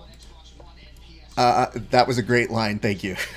I don't know which one was a great line, but I'm just going to assume it was mine. And then it says, pro wrestling doesn't even have titles change hands during a DQ. That's true, but that's also because there's sanctity in wrestling. Never forget that. Everything else, not so much. Also, this is a good time to remind you kids, WWE BJJ Week is about a month away at this point. So y'all should get your videos ready. I actually think, hold on, let me check my calendar here. Today's March 6th. I believe it starts April 7th. So, oh wait, is it April 1st? It's somewhere in that region. Yeah, April 4th is when it starts. So we're very close. Get your submissions ready. And I don't want to say what the winner wins this year, but Sven, ask me if it's a belt. Is it a belt? It might be. I don't know. We'll see. Shit. Oh, he said very clever one about funky title fight. Very clever. No, that's not. No, me. I'm the clever one. That was his line. Me. My job is to be the clever one. He literally made a pun. Don't give him a responsibility. He's already good at everything he does. I'm not giving him that shit. And it says, Jan hits Sterling with a V trigger. Okay. I'm feeling really terrible about this. And he says WWE is absolutely horrible nowadays. It's literally a circus act. Again, bad news about that. It was always a circus act because that's its roots. And if you want to talk about a circus act and you want to talk about wrestling and where it blends into our world, that's why they do pro wrestling. They used to be shoot matches, but then they realized they couldn't do that in every town when they would go do it. Thus, circus. Thus, its roots are actually exactly that. So, yes, it's always been a little bit of a traveling circus show. That's why Vince McMahon is the modern P.T. Barnum. But are some storylines better than others? Yes, of course. There's just way more options now. So you actually have good storylines if you want to find them. But yes, there is a lot of garbage too. Sven, Sir. Listen, dude. This hurts my soul. I think this is... Oh, shit. Did you What? get a toast to this? Fuck, no. God damn it. No, you're right. It is a finish to a fight. No. God damn my rules. Oh.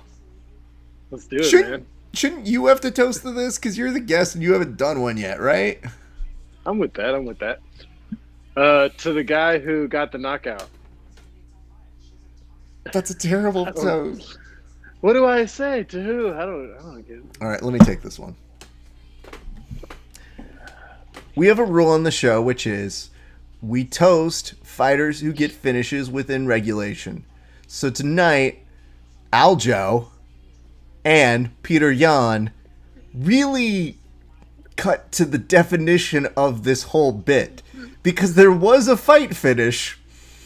However, it wasn't from the person who actually was initiating the nice knee that ended the fight. So we're confused here.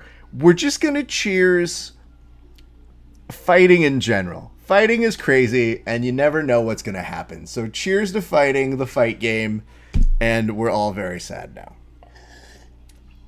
Also, this is what we get. There was too much good that was put on this card. It was only inevitable something weird was going to happen. I have a text here from our mutual friend, one Gabriel Kelvin 2, that said something weird is going to happen tonight because it just is. So Gabe, in his infinite wisdom, saying, let me know who you got for tonight because one of these will be an upset. It wasn't upset in all the ways. Gabe's wrong, but right. Okay. We'll pull it together. We'll get this ship back on track. How do you guys feel in the comment section? What's up? Big size difference between Megan Anderson and Amanda Nunes, but once you put away Cyborg, who seemed to be unbeatable at the time, like crazy. Yeah, okay, guys.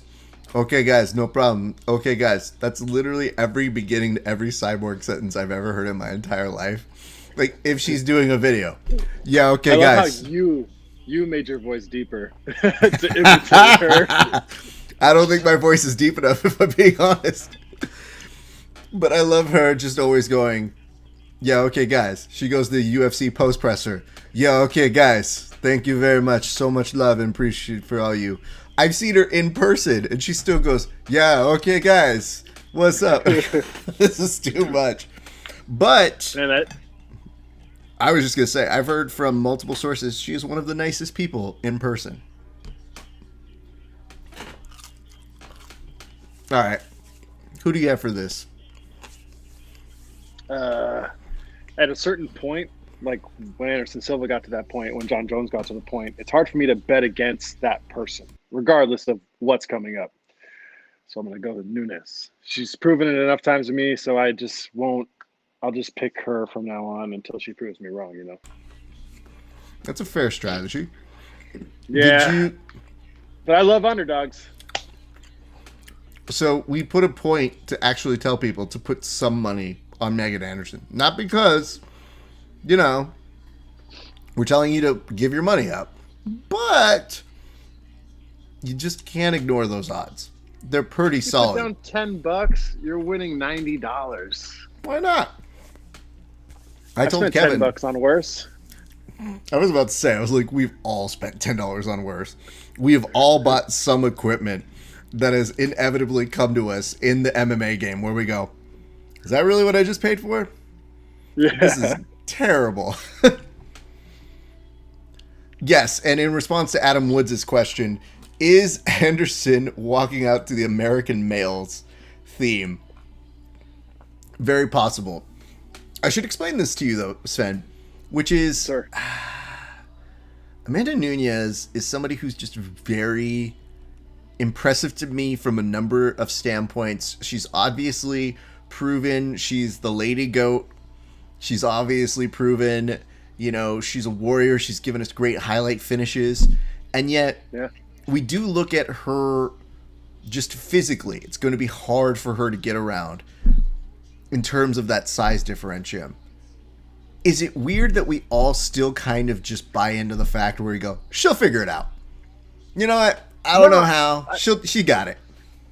When you look at Megan Anderson, it looks like she's a little bit slow with that length, you know? Like, I don't know. I do think that Nunes is just going to go on the inside. And Anderson for me, when I watch, okay, you see training videos, you see fighting videos, she looks good on pads.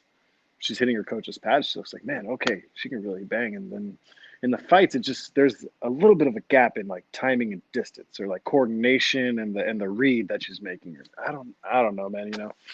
But Nunes on, like when she's throwing, she's hitting, good level changes, MMA all around good. Yeah, I don't know. Yeah, I'm also looking at just the record, and one of the few things that kind of overlap for both of them is the Holly Holm fight. And you look at the Holly Holm fight with Nunes, and then you look at the Holly Holm fight with Megan Anderson, and you go, one of them just dominated Holly, and the other did not. So I know, again, we talk about MMA math not being a perfect science, but just if you see a little peek of something like that in terms of just how different the skill set is, you can't ignore that part. Right. I love MMA math. You have like those scales where it's like Demetrius Johnson can beat Francis Ngannou. I've always loved the boom, boom, boom. And it says, comma going in and saying, trying to justify my wager, LOL. You do you, boo. I'm not here to tell you how to go ahead and bet. We're just here to give you some practical observations to the nonsense. Like, honestly, dude, when I go back and clip this show, I really will have to look at how we both reacted to the moment when we knew the fight was kaput. Because that's all I can think about now. And that's, honestly, if you're Dana White, that's all you're thinking about. Because maybe you got the answer you were looking for. I think Hubler was talking to me about this. I think Hubler or somebody else was saying, I think they want Sterling to be the champion. No disrespect to Jan, but it just seems like he's way more marketable if you go with Sterling in terms of somebody who has interesting, who can sell pay-per-views. So, okay. I don't know. I'm going to have to go back and listen to the show. We talk about so many different things. I'm like, wait. I haven't heard a lot about Jan or from Jan since he won the title. Mm-hmm. So I guess maybe, yeah, but I guess I didn't notice. I don't know. I think it might have been Dan. Because I also told we got Dan. Mike. We got Mike Bell as a ref.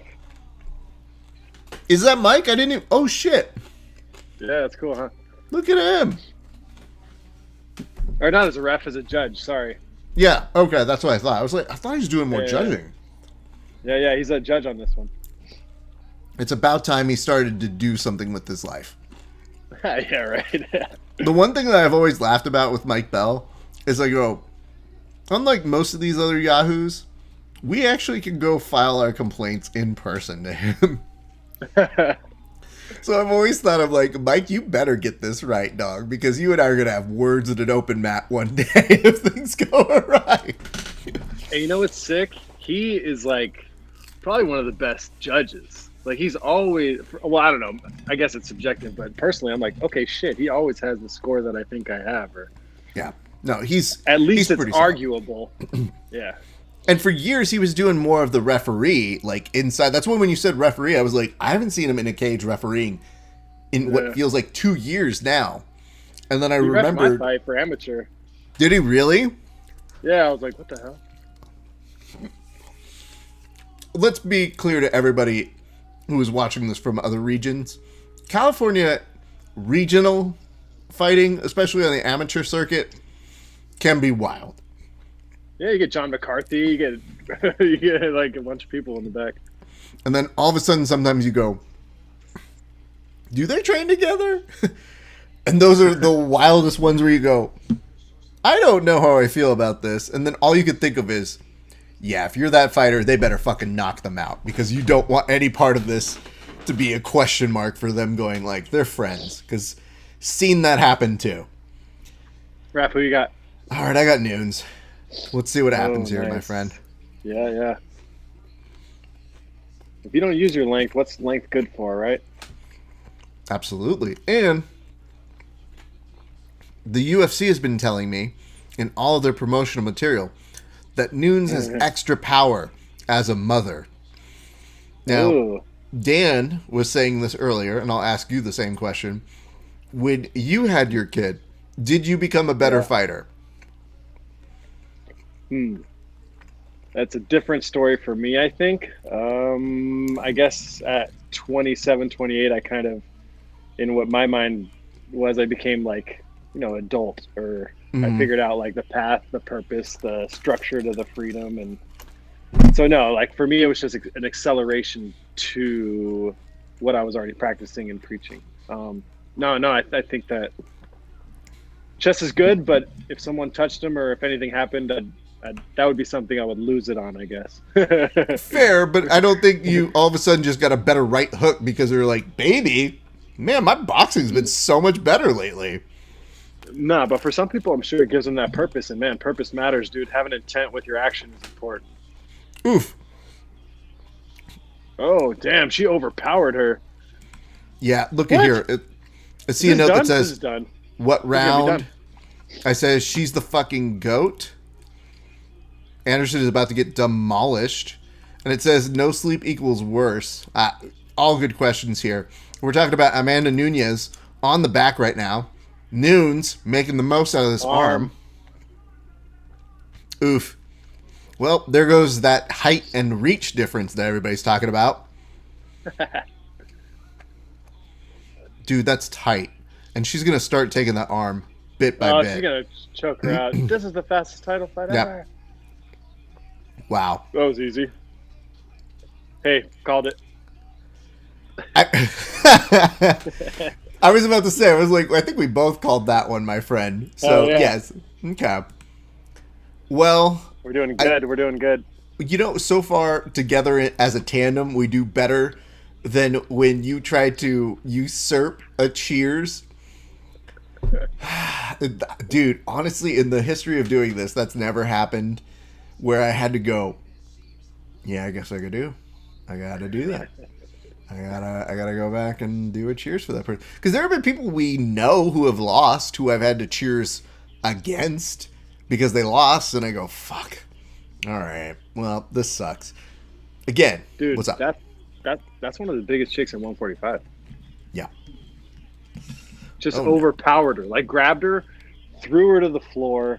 Give me your arm. I'm going to destroy you right now.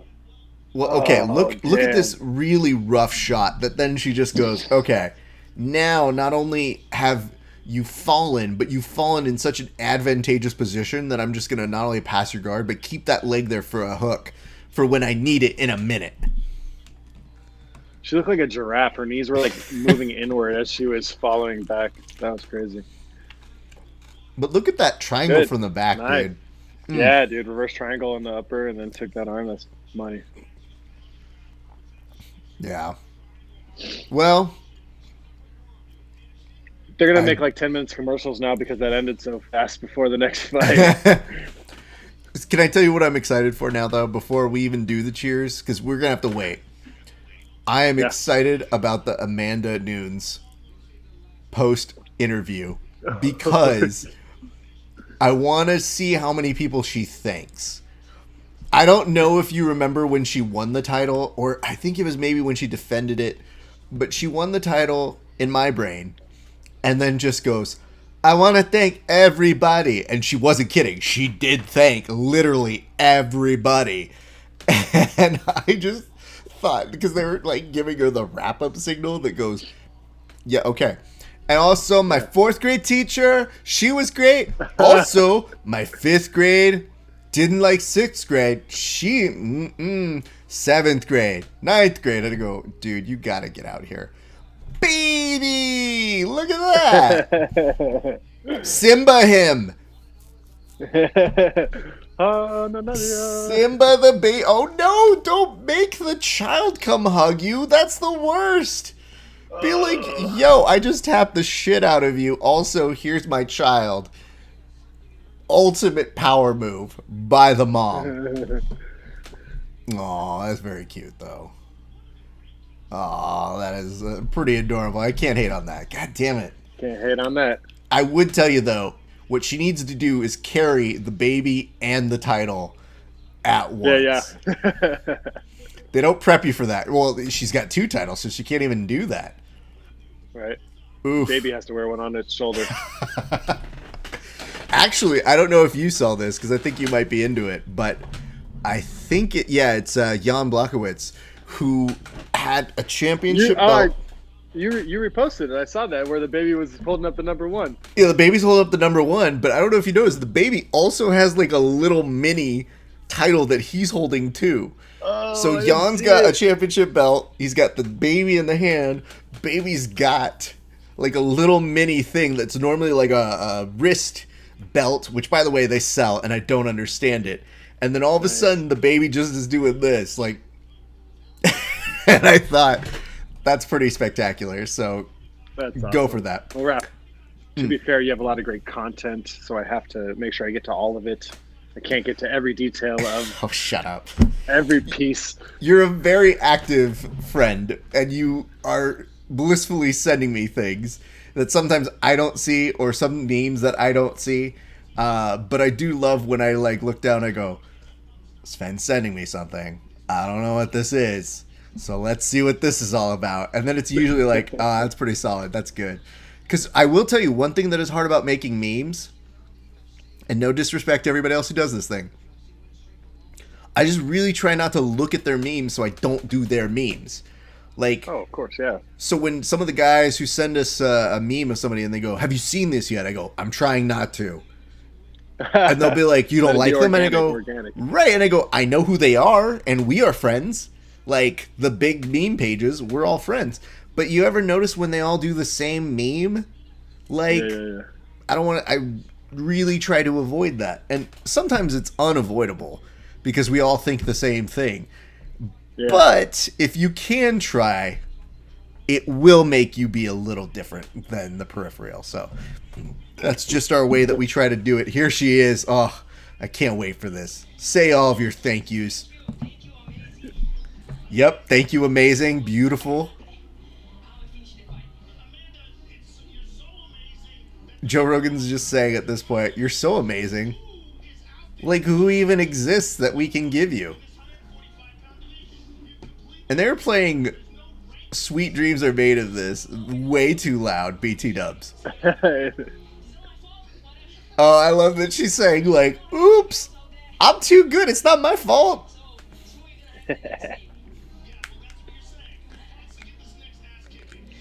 That is funny. So, Joe is doing a lot of platitudes here, just saying, like, yo, you're just too good, we don't know what to do. And what do you attribute this win to? And she says, I'm getting old and I'm getting good.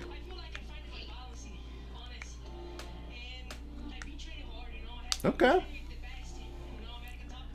And now giving props to American Top Team for her win.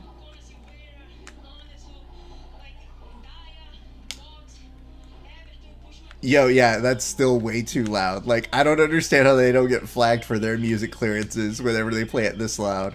If YouTube caught wind of this being way too loud on our side, they'd shut this shit down.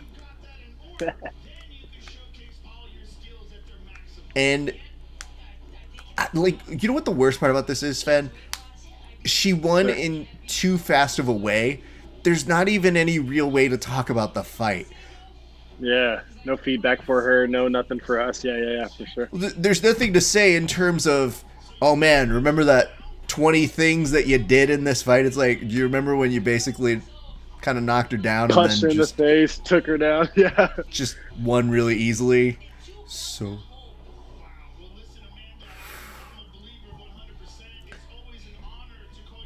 What I Joe, do appreciate what's up? is that she's going up and down weight classes and defending both belts. Yes. That's important. That's important. I would have to agree with that. And I know there are a lot of guys. Oh, she wants to say something. So much obrigado. So much. Shit. Listen, dude, if I win, you better believe I would be like, so much obrigados to all the people. Mm-hmm. All of the obrigados to my family. Yeah, I like Kalma's coming in that just goes, you don't even have to wrap up her long speech. It's kind of like, keep talking. Keep talking. I agree. Respect to all the fans. I totally know what you're saying.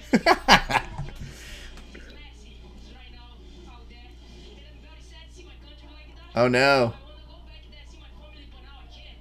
She's very sad about her country.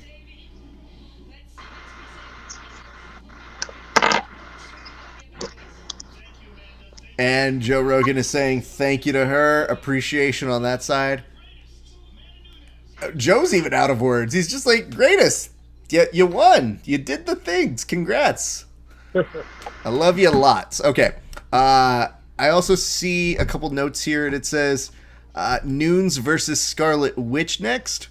Yeah, why not? Let's start getting our Marvel superheroes to fight. That seems like a way more logical opponent that might be able to put up a fight.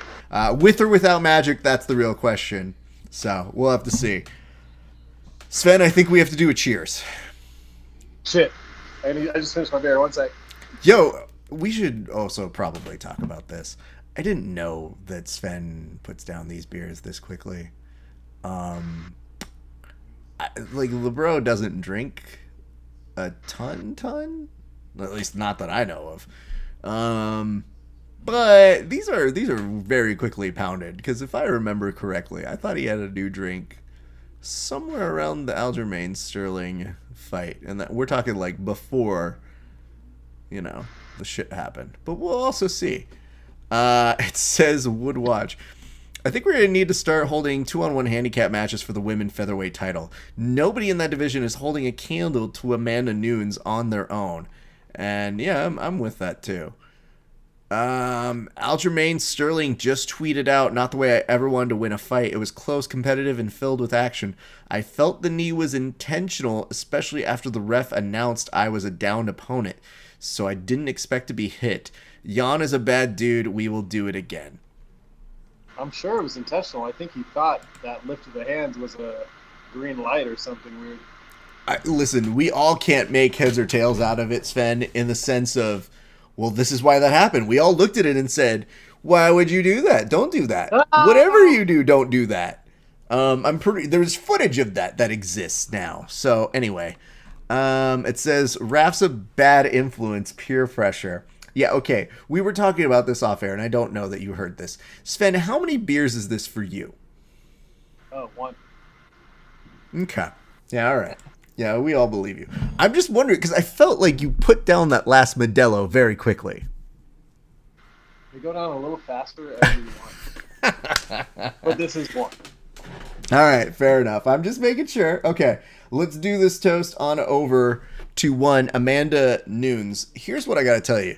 Not only is she the GOAT, but she's like the GOAT. Sven was mentioning this, and I want to make sure that we really give it the true thing it deserves, which is she's defending in 2 different weight classes. up, down, up, down. We don't really see that from other champions who have very proudly said that they were 2 division winners. So we're in uncharted territory with her, and you got to appreciate the era that we're in, which is how powerful she is. She's a boss. She is the GOAT. Congrats to her. That was pretty awesome to see. Yep. All right. We can see this fight going both ways, right? Yeah, there's a big part of me that's rooting for Izzy, though. And that's not at all a disrespect to Jan. It's just, I would like to see him continue to do excellent things. But if you're talking about his knowledge, I think he is up there in fight IQ. I think that he is a very, very smart fighter who makes calculations within the rounds with striking that is good at any level, like good at any weight class. He's an amazing kid. I'd like to see what else he's capable of. What do you got on this one, Sven? I like them both, man. Like, my style's a little more like Israel Adesanya's, I guess, when it comes to striking. But I don't know, man. I think like that.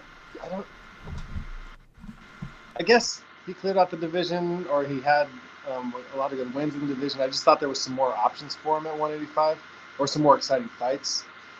And then I also thought, why would he just go when Jan won? Like, right away when Jan won, he's like, oh, cool, I'm going to jump immediately. And that was kind of like, I don't know. He was like, oh, I got a little while before I go to 205 when John Jones was the champ. But those are the thoughts that I have, and I have no idea. But if Jan hits him, I feel like it's going to be a little uncomfortable. I agree. I think that power is really hard to ignore with somebody who is just a different weight class that is hard to really quantify. Like, you can hang with people in sparring. You can hang with people in a number of different fight scenarios. But at a certain point, the body type does play a role. And I know speed kills. I know in fighting, speed is one of the most important attributes. And of course, it's how you play the hand you're dealt. It's never the tool, it's the carpenter. But Izzy can play it right and can have the advantage, man. 80 kickboxing fights or whatever it is, and all but 2 of them wins. Go to the root. Don't get dirty. Don't get grindy. Don't get inside those fucking. Jan has pretty long hooks too. Like, he doesn't keep it like sharp and tight. He has power like from a long range hook. But I'm gonna say final answer, Izzy. Okay, I think we're in the same on this one. And it occurs to me now, I'm glad you said this, because I don't know if you guys know what it's like to schedule with a new father. But when you do have to schedule with a new father, it has to be done in advance. So when I was talking with Sven maybe about 3 weeks ago, I said, hey, I think you should come and do one of these again. And you're like, what are you thinking? I go, what are you doing for the next one? You go, perfect. Yep, I can do that. And the thing that really made me happy when we were talking about it then was you go, oh, perfect. It's an Israel Adesanya fight. He's my body type. That works great for me. And I thought, well, listen, dude, if we were truly bringing on people due to their body type, we would probably never have guests ever on this show again. And like, of course, jiu-jitsu, grappling, near to my heart. And I hope he fell in love with that. Like kickboxing, because I started as a kickboxer, striking, grappling, or karate and kickboxing, but he has like a good frame for a certain style of jiu-jitsu and grappling. Yeah. You know? Yeah, I wonder what those grappling sessions are like over at Atos. I think that he is, again, there's a lot to this kid. Clearly, he's really getting a lot of people interested. He's building that nice resume as a UFC fighter. He has an amazing resume outside of UFC as well. Like, he's super talented. That's not even in question. So obviously when you got a kid who goes, yeah, I've fought 100 fights and I've had those things happen, I guess there's only one way to go, which is you do want to logically, in the prime of your career, go for those real big swings. So I have nothing but respect for this as a move. I hope it pays off. It is, on paper, difficult. So the real question tonight is going to be, Can Israel Adesanya make us believers? Hey, you're going to know better than me, but Keenan Cornelius, he's an Atos guy, right? Mm-hmm. Is he that kind of a frame? No. Keenan's actually gotten a little thicker over the years. Oh, okay. But I just remember seeing him a long time ago. One of the guys was showing me a video, and he's like a longer guy. he is, and he was definitely like pencil thin, and he's still long. But apparently Peter Yan just tweeted out. Yan just said, I apologize and wish a speedy recovery to Funkmaster MMA. I didn't mean to throw an illegal strike. I just made a big mistake and paid for it. No shit. But I will say this now that I'm reading it out loud. This is attributed to the Twitter account that does have his nickname, which is Peter No Mercy Yan. So as I'm reading it and I see him with the nickname there, I think, of all fighters that we should have expected that from, maybe it is him. If you got a nickname that's no love, if somebody else said, excuse me, miss, as a nickname, you'd feel a little worse for the wear. But it says, what is Izzy dancing to? Or is he doing what anime moves he's doing, or whatever that is? I don't know. I have my sound muted right now, just because I'm trying to concentrate on what it is we do. Anthony Arnall also just put slap knockout. Sure. And then a note that says, it's Nunez. Here's a little suggestion for you guys. I love when you come with corrections, but I'm going to say whatever I'm going to say, because here in America, that's what we do. So you can say it wherever you're from, but here in America, I'll pronounce things the way Americans should pronounce things.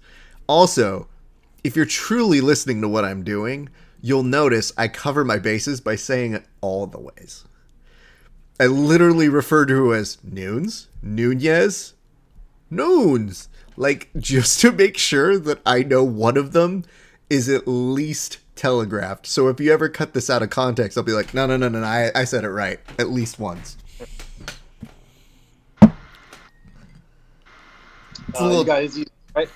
I have Izzy. I'm rooting for him. I'd like to see him pull it off. And, I think if he does win here, it does curtail the inevitability of him and John Jones in a very strange way that could be a fight that would interest people.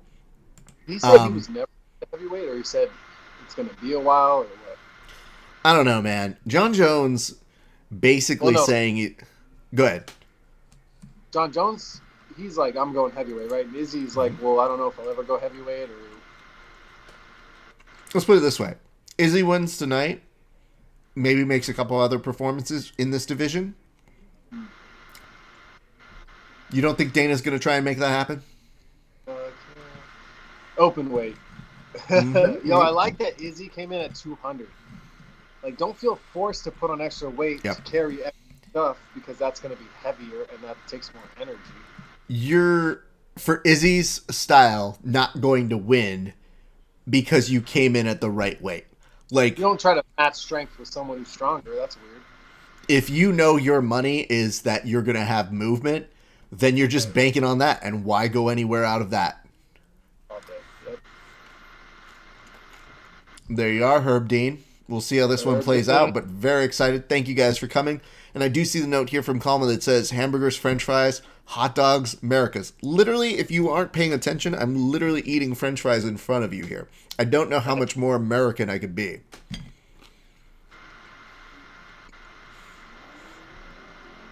I want to point this out. So it's a good time to remind people before we get to the actual announcement of the fight. Where is your gym located? And what do you do there? Canoga Park, on Roscoe and DeSoto, the corner. We train movement. Starts with posture. Maintain the vehicle. If you don't have specific goals, just check the boxes on health. Objects in motion stay in motion. But we train movement. We train it against resistance on one side of the gym, and we have a martial arts side on the other. We got kinesiologists, guys who are degreed and certified coaching the classes. myself, who coach all morning classes and martial arts classes, and I'm my business partner, who's degreed and certified in strength and conditioning and kinesiology in the evenings. Small group classes, no more than 8 per class, and we lift heavy things and put them down again. I feel like toward the end, you got to the more like, I've said all the things that you should hear from most gyms, but if that didn't cover it, guess what? We do the other stuff too, so we're good. I'm glad you made sure you did that. But I would say this. The nicest part about going to your gym is it really does feel like, even if we're working jiu-jitsu, you always see movement happening on the other side for like the weights, or you see people getting movement for their like centralized problems on their body, like on a workstation. So it's really cool. And then you could even see people working on the regular usuals in the fight community, the exercise bike, all those different machines that you have. So it's a little bit of a nice hodgepodge of things. I don't touch with any of that. I'll be very honest. But when I do come, I'm always happy to see like cool people, super nice, very friendly, great training. Thanks, man.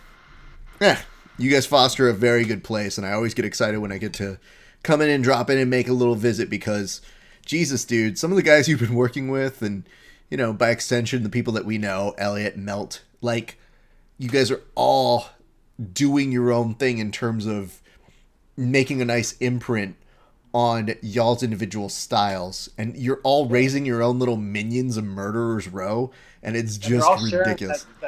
Because like we've all started together, and Elliott opening his own place at his house and like really growing his base.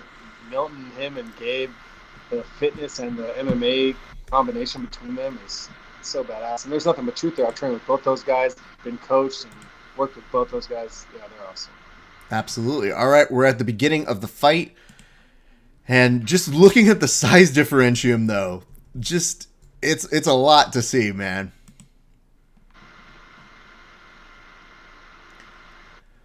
Yeah. So now we're coming in. Oh, go ahead. Izzy's significantly longer. It looks like, but Jan has still that size, or that heaviness in the chest for sure. At least that width. Yeah, I mean, I'm curious to how it's going to play. And look at Jan, just how he changes entirely his full stance when he sees Izzy approaching him.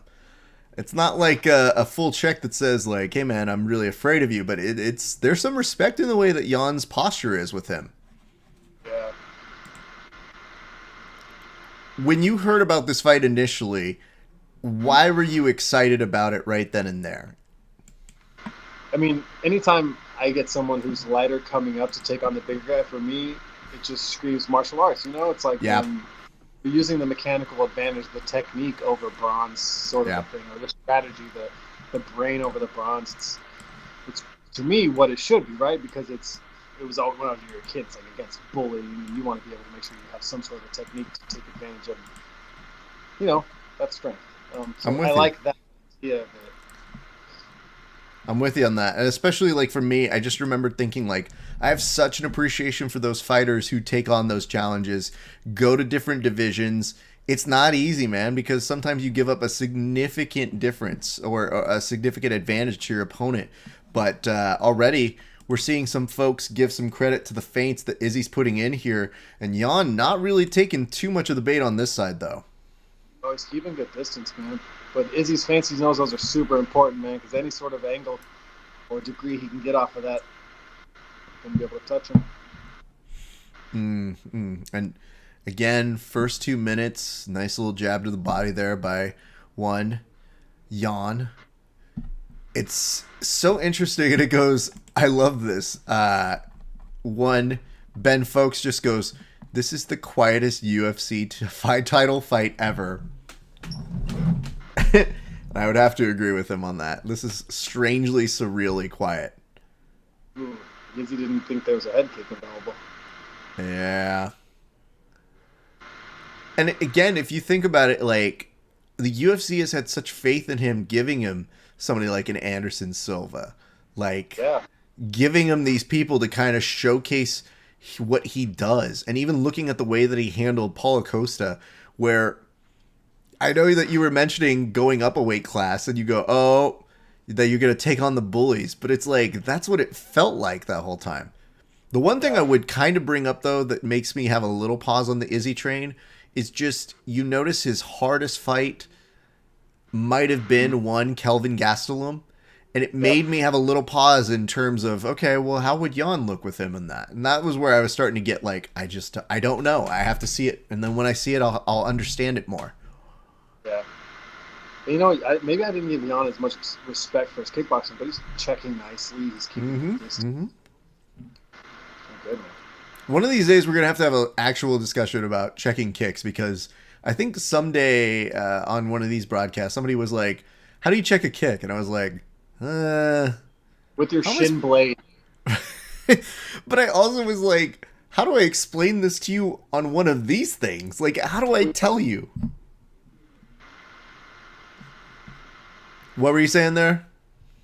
Touched him a little bit with that lead left hook he came in with. Mm-hmm.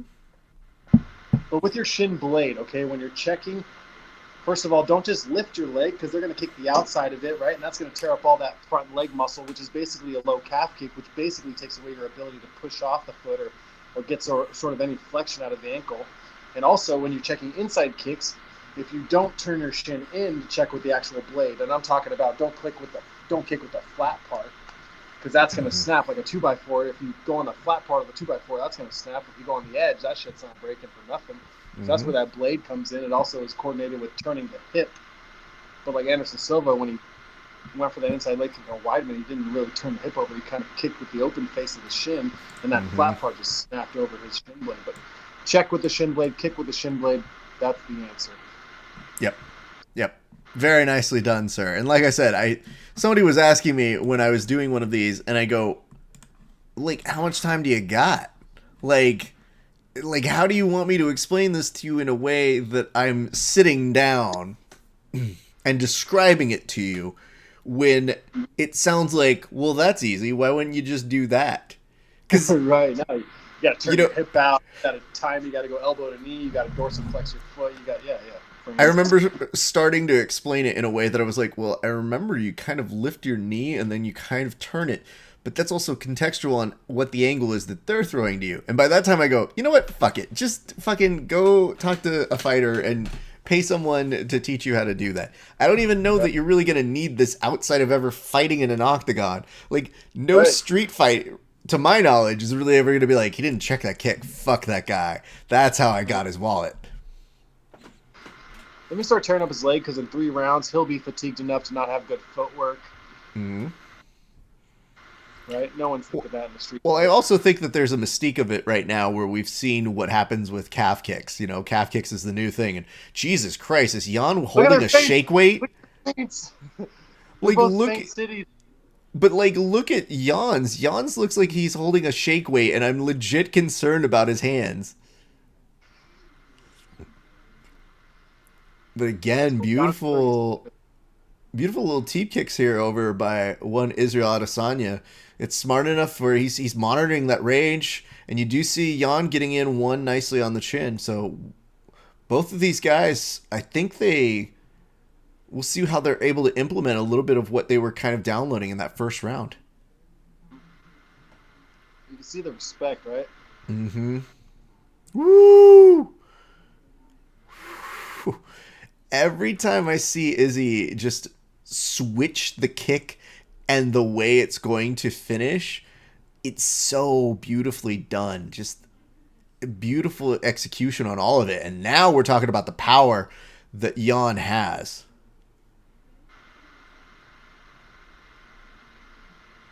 Seems like Izzy wants to try to big brother him a little bit or something. Yeah, I think this is a interesting strategy on Izzy's standpoint here, because, man, I guess he figures, all right, let's go in, go big. Let's see if I can portray myself as the bigger brother. Woo, again, I don't know, man. The rotation you need to be able to get to some of those kicks is very impressive from my standpoint.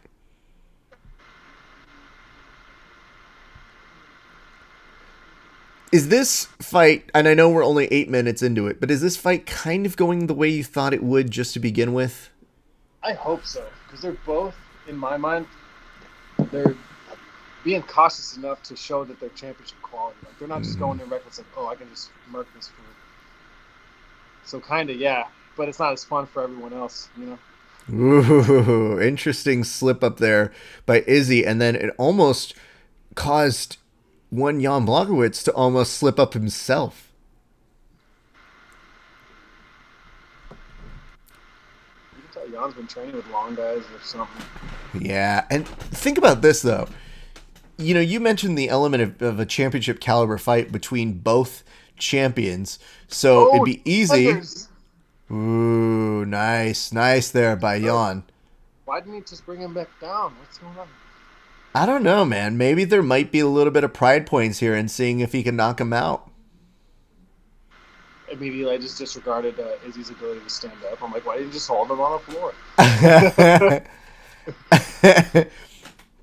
You know, we all can't be Derek Lewis and stand back up. It's easier said than done. You have to be a true master of that art there, Sven. But you are mentioning, though, something there. There was that body lock that he seemed to have a little bit more control. So we'll see if he's able to maybe implement that a little bit later on. He might just file that in the card catalog and reapproach that maybe come round 3. But I was touching on a little bit before, which was, yeah, dude, there is a little bit of pride points here. If you're Jan, there is a lot to lose in this. If you're Izzy, the upside is good for you, but the downside isn't that down. You literally look like you went to a different division and tested yourself. If Jan, you don't win this. Okay, that's not great. Yeah. Yeah, it does look like we have a little bit of a check the baggage claim situation happening down below. So we'll let them figure that out. I would tell you this, though. As somebody who's fought, did you ever have a moment where you did get a low blow, and did you take the full 5 minutes? From ages 10 to 15, I didn't wear a cup. And all I did was high kicks.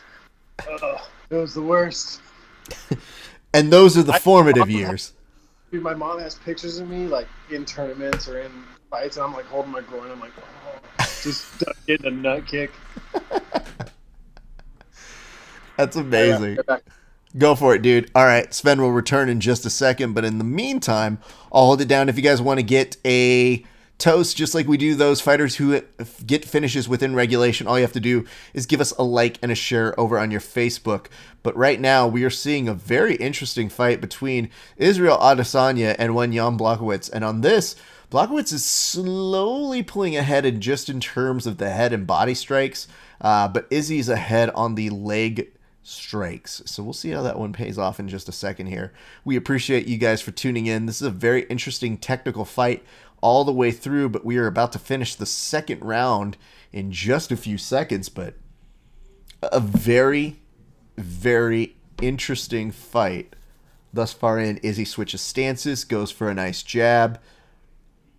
I mean, he's very much been holding court all the way through. We'll see what this does.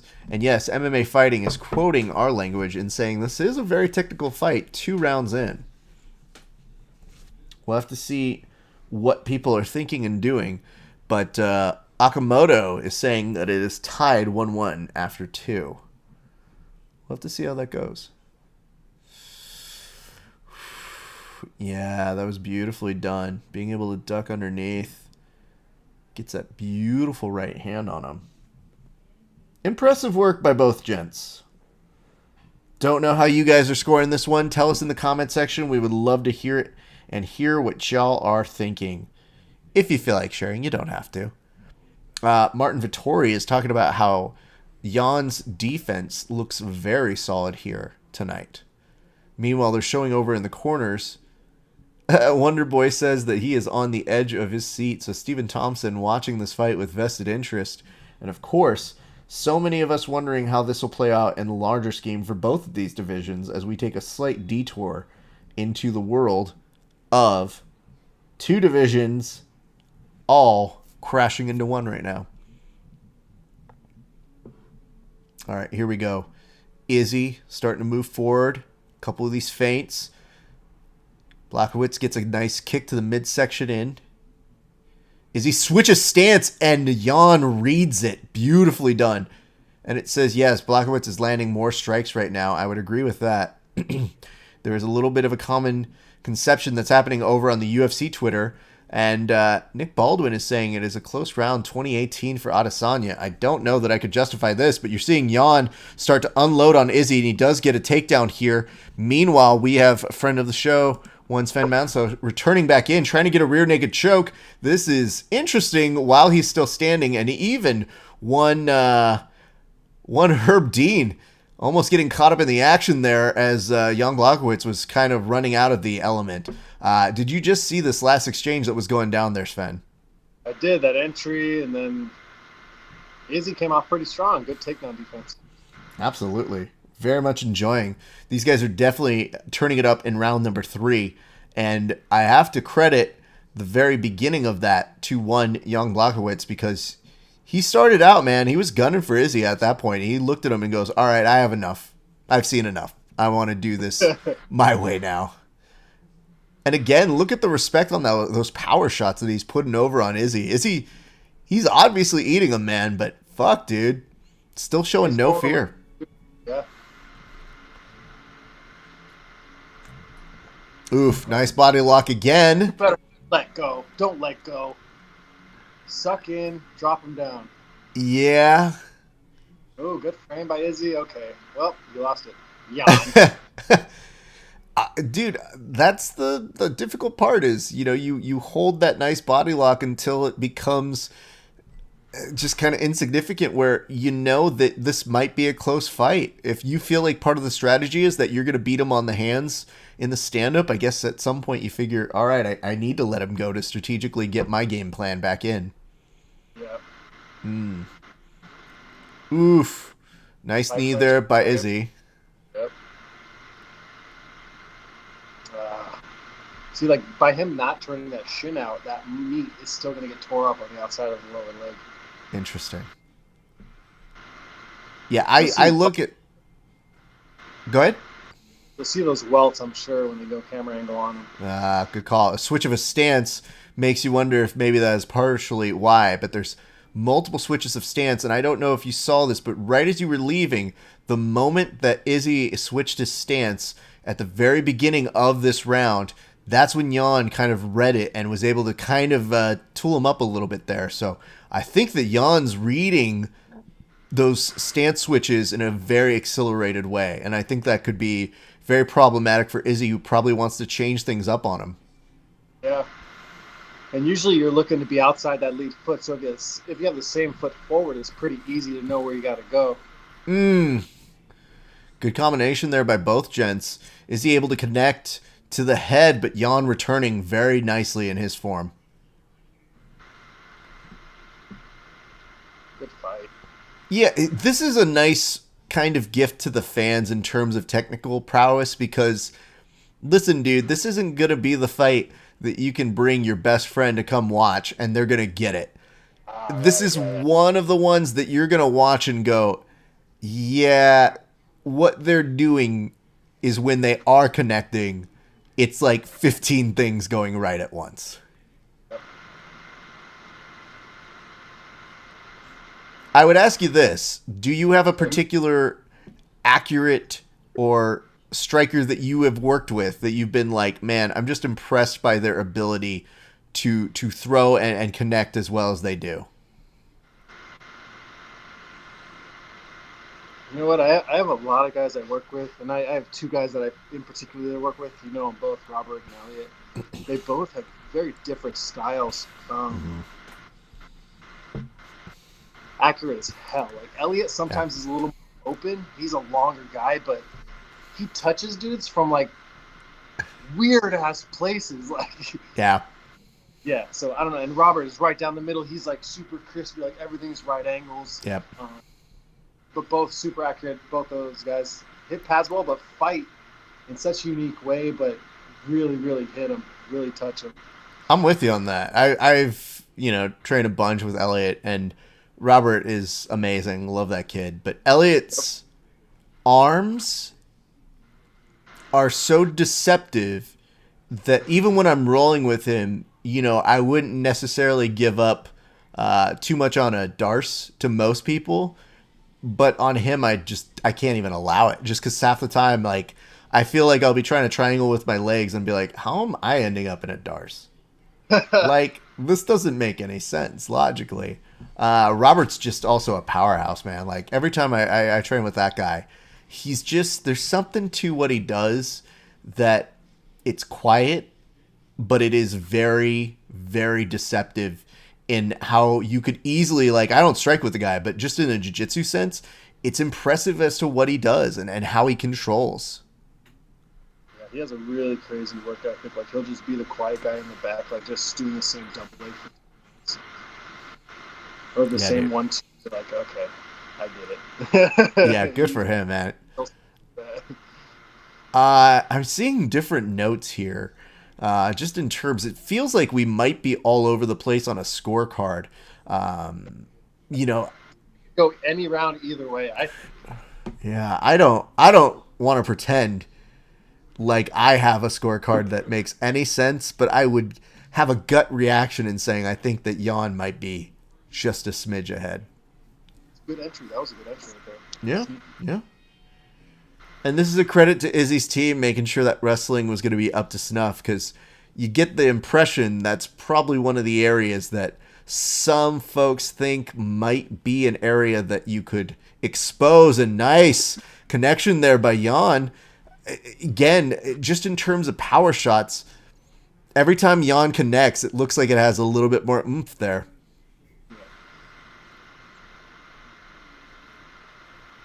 I don't know, man. What would you like to see do a little differently or done a little differently from Izzy in these next couple rounds, sir?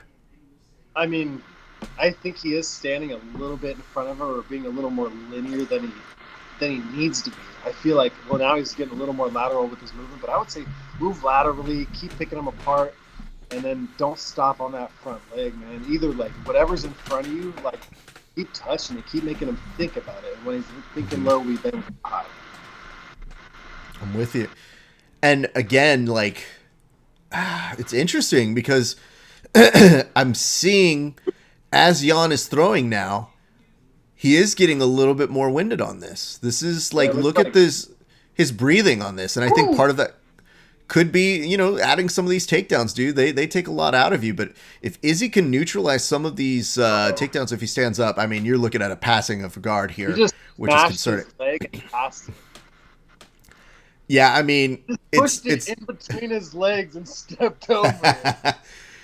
Well, listen, dude.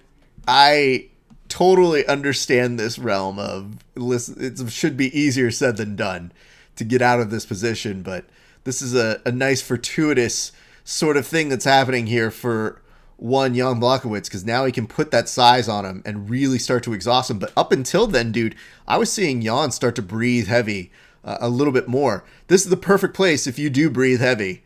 Perfect place. 2:30 left.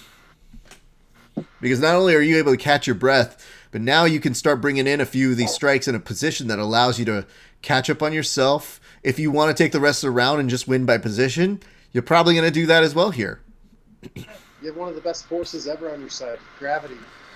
Yes.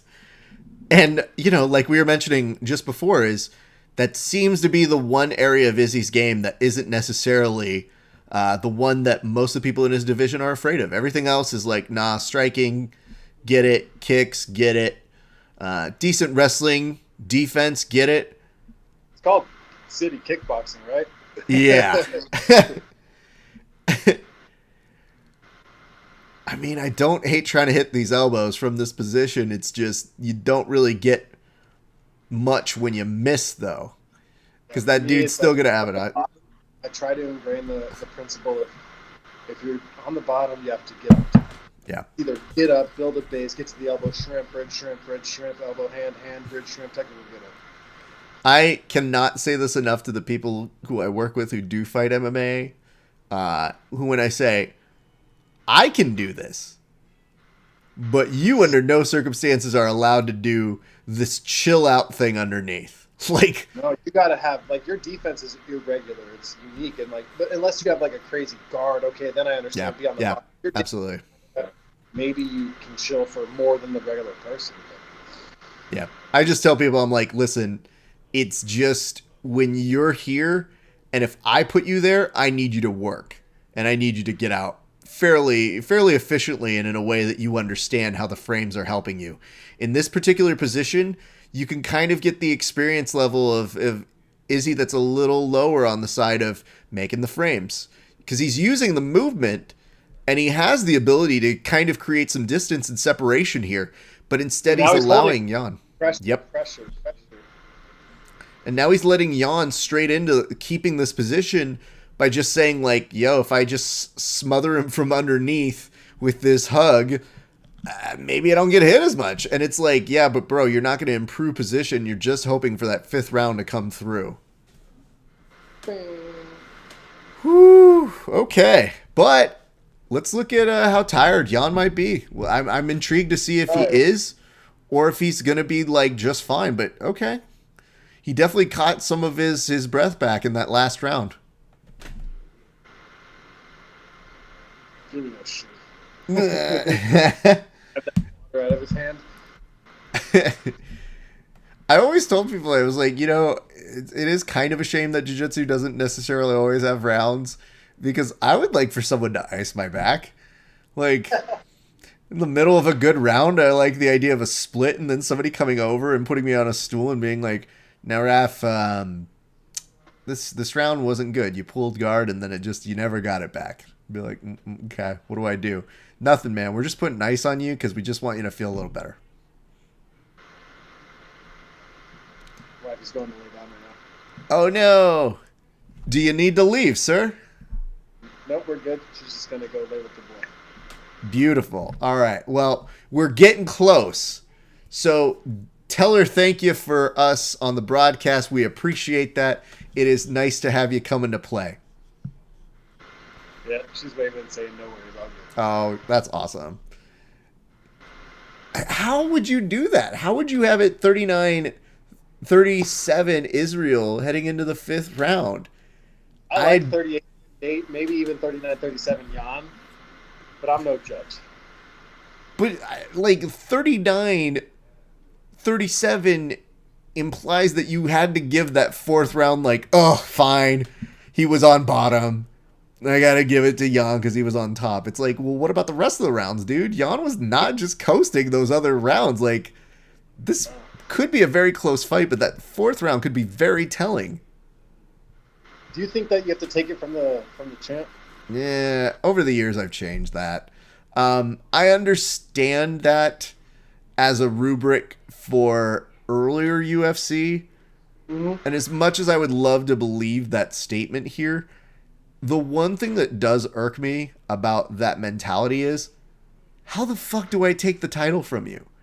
Like, it's statistically against me that if the whole point is I'm just supposed to beat you 3 out of the 5 rounds, now you're telling me I gotta beat a phantom 6th round that we didn't even throw into the equation? Are you gonna throw in a 7th round too? It's like, oh, you're only fighting 5, but he already has 1 round advantage on you. And you go, what the fuck? Also, you have to jump over this pit of lava. Okay. This seems really stupid. Hey, you know what though, dude? This seems less offsides than Holloway Poirier. Mm. You know what I mean? Like, I feel like Poirier did a little more damage to Holloway than Jan's doing to Israel. I see you. I see you with that. Yeah, that's interesting. I'm not disagreeing with you on this. This is closer than we all expect, but it does show me that as much as I understand press row sometimes, when it comes to highly technical fights like this, I feel like the press row shows me their cards when they do one of these and they go, well, Izzy's winning. And I go, is he? Like, y'all, look at this takedown. If they literally... It's his fight. Yeah. If he ends on top, he should get the nod, right? And that's what's going to probably happen at this point. And if you were to go by their scoring cards, he wouldn't win still. Like, he would still be down. So I'm not going to say all journalists, but if I take a quick little look here and just see if I can match up the numbers. In my head, I think that you could probably make the argument Jan is going to win this by 1 round. Like, it's going to be a, hey, listen, he's going to get a 48-47 sort of a deal. I'm going to do a quick little look. You do your thing, sir. Well, I think Jan's doing the right thing. You got to get him against the cage because right now Izzy should be going feet on hips, kick the fuck off, get it back to striking because obviously he's at a disadvantage on the ground or at least when he's on the bottom position. So it's not try to throw a triangle up, not try to go. I saw him bringing his legs in. I'm saying posture control right now doesn't seem to be an option because ground and pound isn't really a big option or something that we have to defend against. So just get the F away, frame, kick off those hips. That's what I would tell my guys. But bro, I'm reading these comments and Akamoto 5 minutes ago goes, just when it looked like Israel Adesanya was close to running away with it. What? Wow. And it says, maybe, but it says Jan converts a massively important takedown to turn the tide in the 4th. I have it 2-2. I do think that was a pretty important takedown. But I don't know if it was I think it seals it for him. I don't know. I think what's gonna I think what's gonna happen is I am now preparing for the possibility of there to be some interesting looks at the scorecards when they go to reevaluate it. But there should be no circumstance in which Jan does not win this fight. It's smart for him to be there right now. He had do not even risk giving space to get an extra heavy punch or something. Yeah. And this will be very interesting because you know that John Jones is watching this, and now it's essentially a mount at this point. So he's going to finish very strong in the 5th. And yeah, Jan's going to have bragging rights, and he's going to go ahead and give some nice nod of respect. But I think now they're starting to come around and say 48-47 for Jan in terms of what I am seeing. Hey, but even Izzy, you can be proud of that. Yeah. I went to 5 champ. I was doing pretty good on the feet. I mean, all things considered, dude, if you're Izzy, you still have a claim that you could even come back in this division and do it again. There was a lot of Jan doubters out there. Yeah. Yeah, I would agree. And that's the whole thing is just Jan probably needed to remind us that, yeah, Izzy is easily a favorite in terms of interest in the UFC as to now we all believe him as being a powerhouse in the division. But it shouldn't come at the expense of how good he is. I don't see what this does here, All right. Looks like we're about to get... That would be crazy. I'm pretty sure we're going to get a Jan. 50-45, 50-45. Oh, my God. 7. I like this. I see a couple notes for John Jones because they're going to be watching with vested interest. My buddy just texted me. I got 48-47 Jan. Kyle. Okay. Well, let's see what the official judges are going to come down to on this one. See.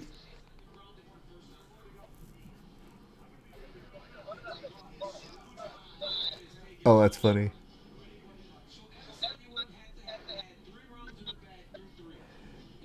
So DC is trying to do the math for the scorecards, and I should point out something that is concerning is the fact that they are taking a little while to get the decision read. Yeah. So I'm not going to say it's enough, but yes, it does look like we are going to be leading toward an inevitability here. Draw? No, I don't think it's going to be a draw. Draw.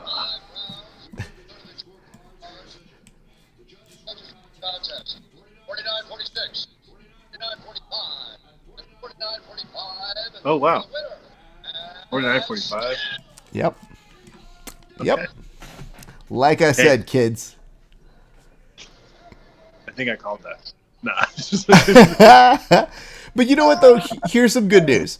I think that even if you were to put it at them looking like Izzy was winning out of hand in those first 3 rounds, which I don't think either of us did, like, watching that fight, you have a high appreciation for both of those fighters. It was interesting. It was different. Nobody really is going to lose stock in this particular version. Like, Jan shows he's still a dominant champion. Izzy shows that he can hang in that division. It's very likely we could see how that goes again. And now it looks like Jan is probably going to take on John Jones. Oh, shit, really? Oh, wait, no, he's not. Just kidding. I was about to say, I was like, no, that's just me leading to the next storyline. But either way, we'll see how that plays on out. I would like to go ahead and point out here that, yes, we are going to wait for him to do a quick little post-fight interview. I do want to remind you of this while we got a second, which is, I forgot this the last time I was going, but yes, the next time I make it on over to the gym, I have one of these for you, sir. So I'm going to make sure you get one of that. No, you just give me one of the strength mobility ones. I'll wear it on the show when I'm doing that. But you know what? That got really unnecessary toward the end because didn't you? I thought, what? You thought I was going to pull my nipples out, didn't you? I don't want it. And I'll tell you this much. I just like the fact that it's not that I thought you would pull them out. It's just that it looks like you have done that before. Like, you look like a girl at Mardi Gras that's just like, I'm just feeling myself right now. It's good. It's great. I'm going to do this because we're going to do... I think I'll do a toast to that fight. I think that's good enough of a fight that I respect it, that I can at least say, like, we'll give a nice cheers to that. But I want to give you the floor, sir. Tim McRae, you said, good job, guys. Thank you very much, Tim. We appreciate that. We appreciate you watching this. And then it says, I think it's us. Oh, okay. All right. I'm with that. And then over here, I see a note from Izzy, go out on his shield. And now they're talking to Izzy, oddly. So let's do this. I'm going to go ahead and ask you, I'm going to give you the floor to go ahead and tell us more about your gym, all the things. What are you guys going to be working on? Like, if somebody were to come to your gym on Monday, would you show them anything that we saw here tonight? And if so, what would it be? We're going to show all of it. Look, it's kind of about principles over methods. So the way we train striking, we have submission, grappling, and a wrestling class. But really, our strike is about distance management and getting the right strikes and the opportunities. Every month, we pick some new techniques to work on, so we're always leveling something up, and we're not a jack of all trades, master of none. This constant variability can be hard for some people to catch on to. So we pick some techniques for the month, but we're never not throwing a 1-2. We're never not throwing wheel kicks. We're never not working in clinch or tie. So we're always going to have the basic principles there. We're always going to get some rounds in or some live drilling, but we do focus on specifics when it comes to the martial arts or the combat side of things. And again, we have striking, submission, grappling classes, and wrestling classes. Yeah.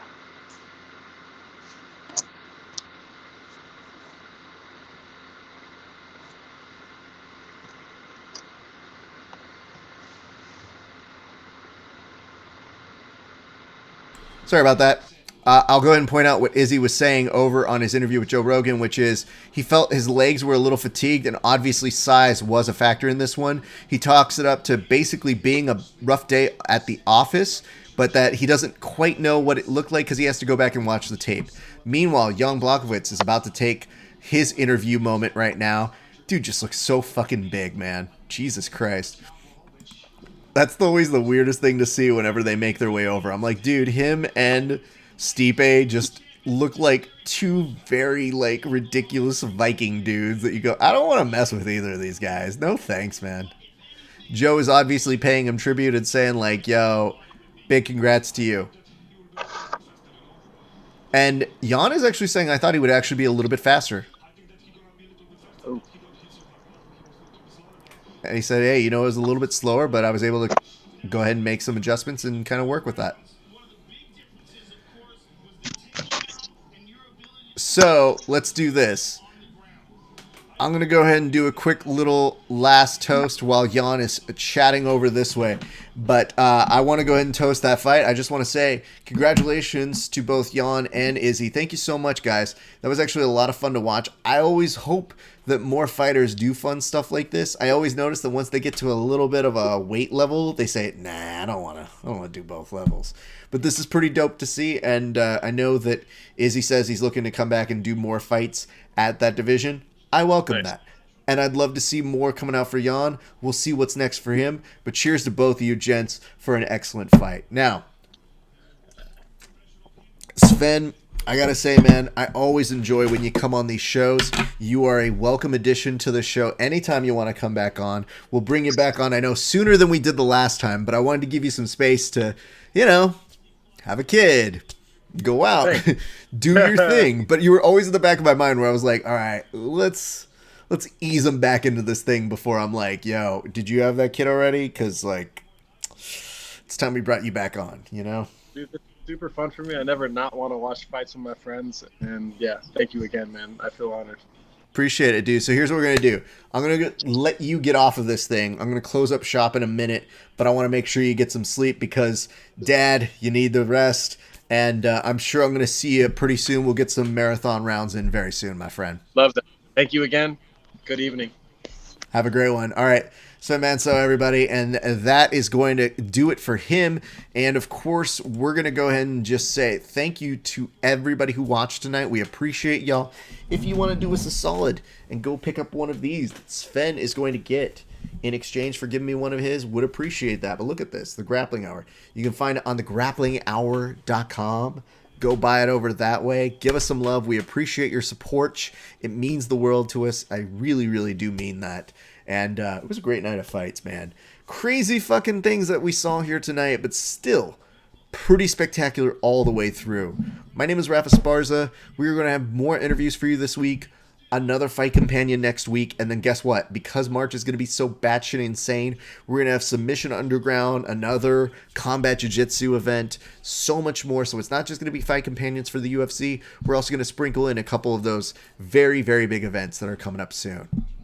Anyway, you guys, that was a blast. It's going to do it for us. It's been a great night for grappling. We'll see you back on the mats. Eventually.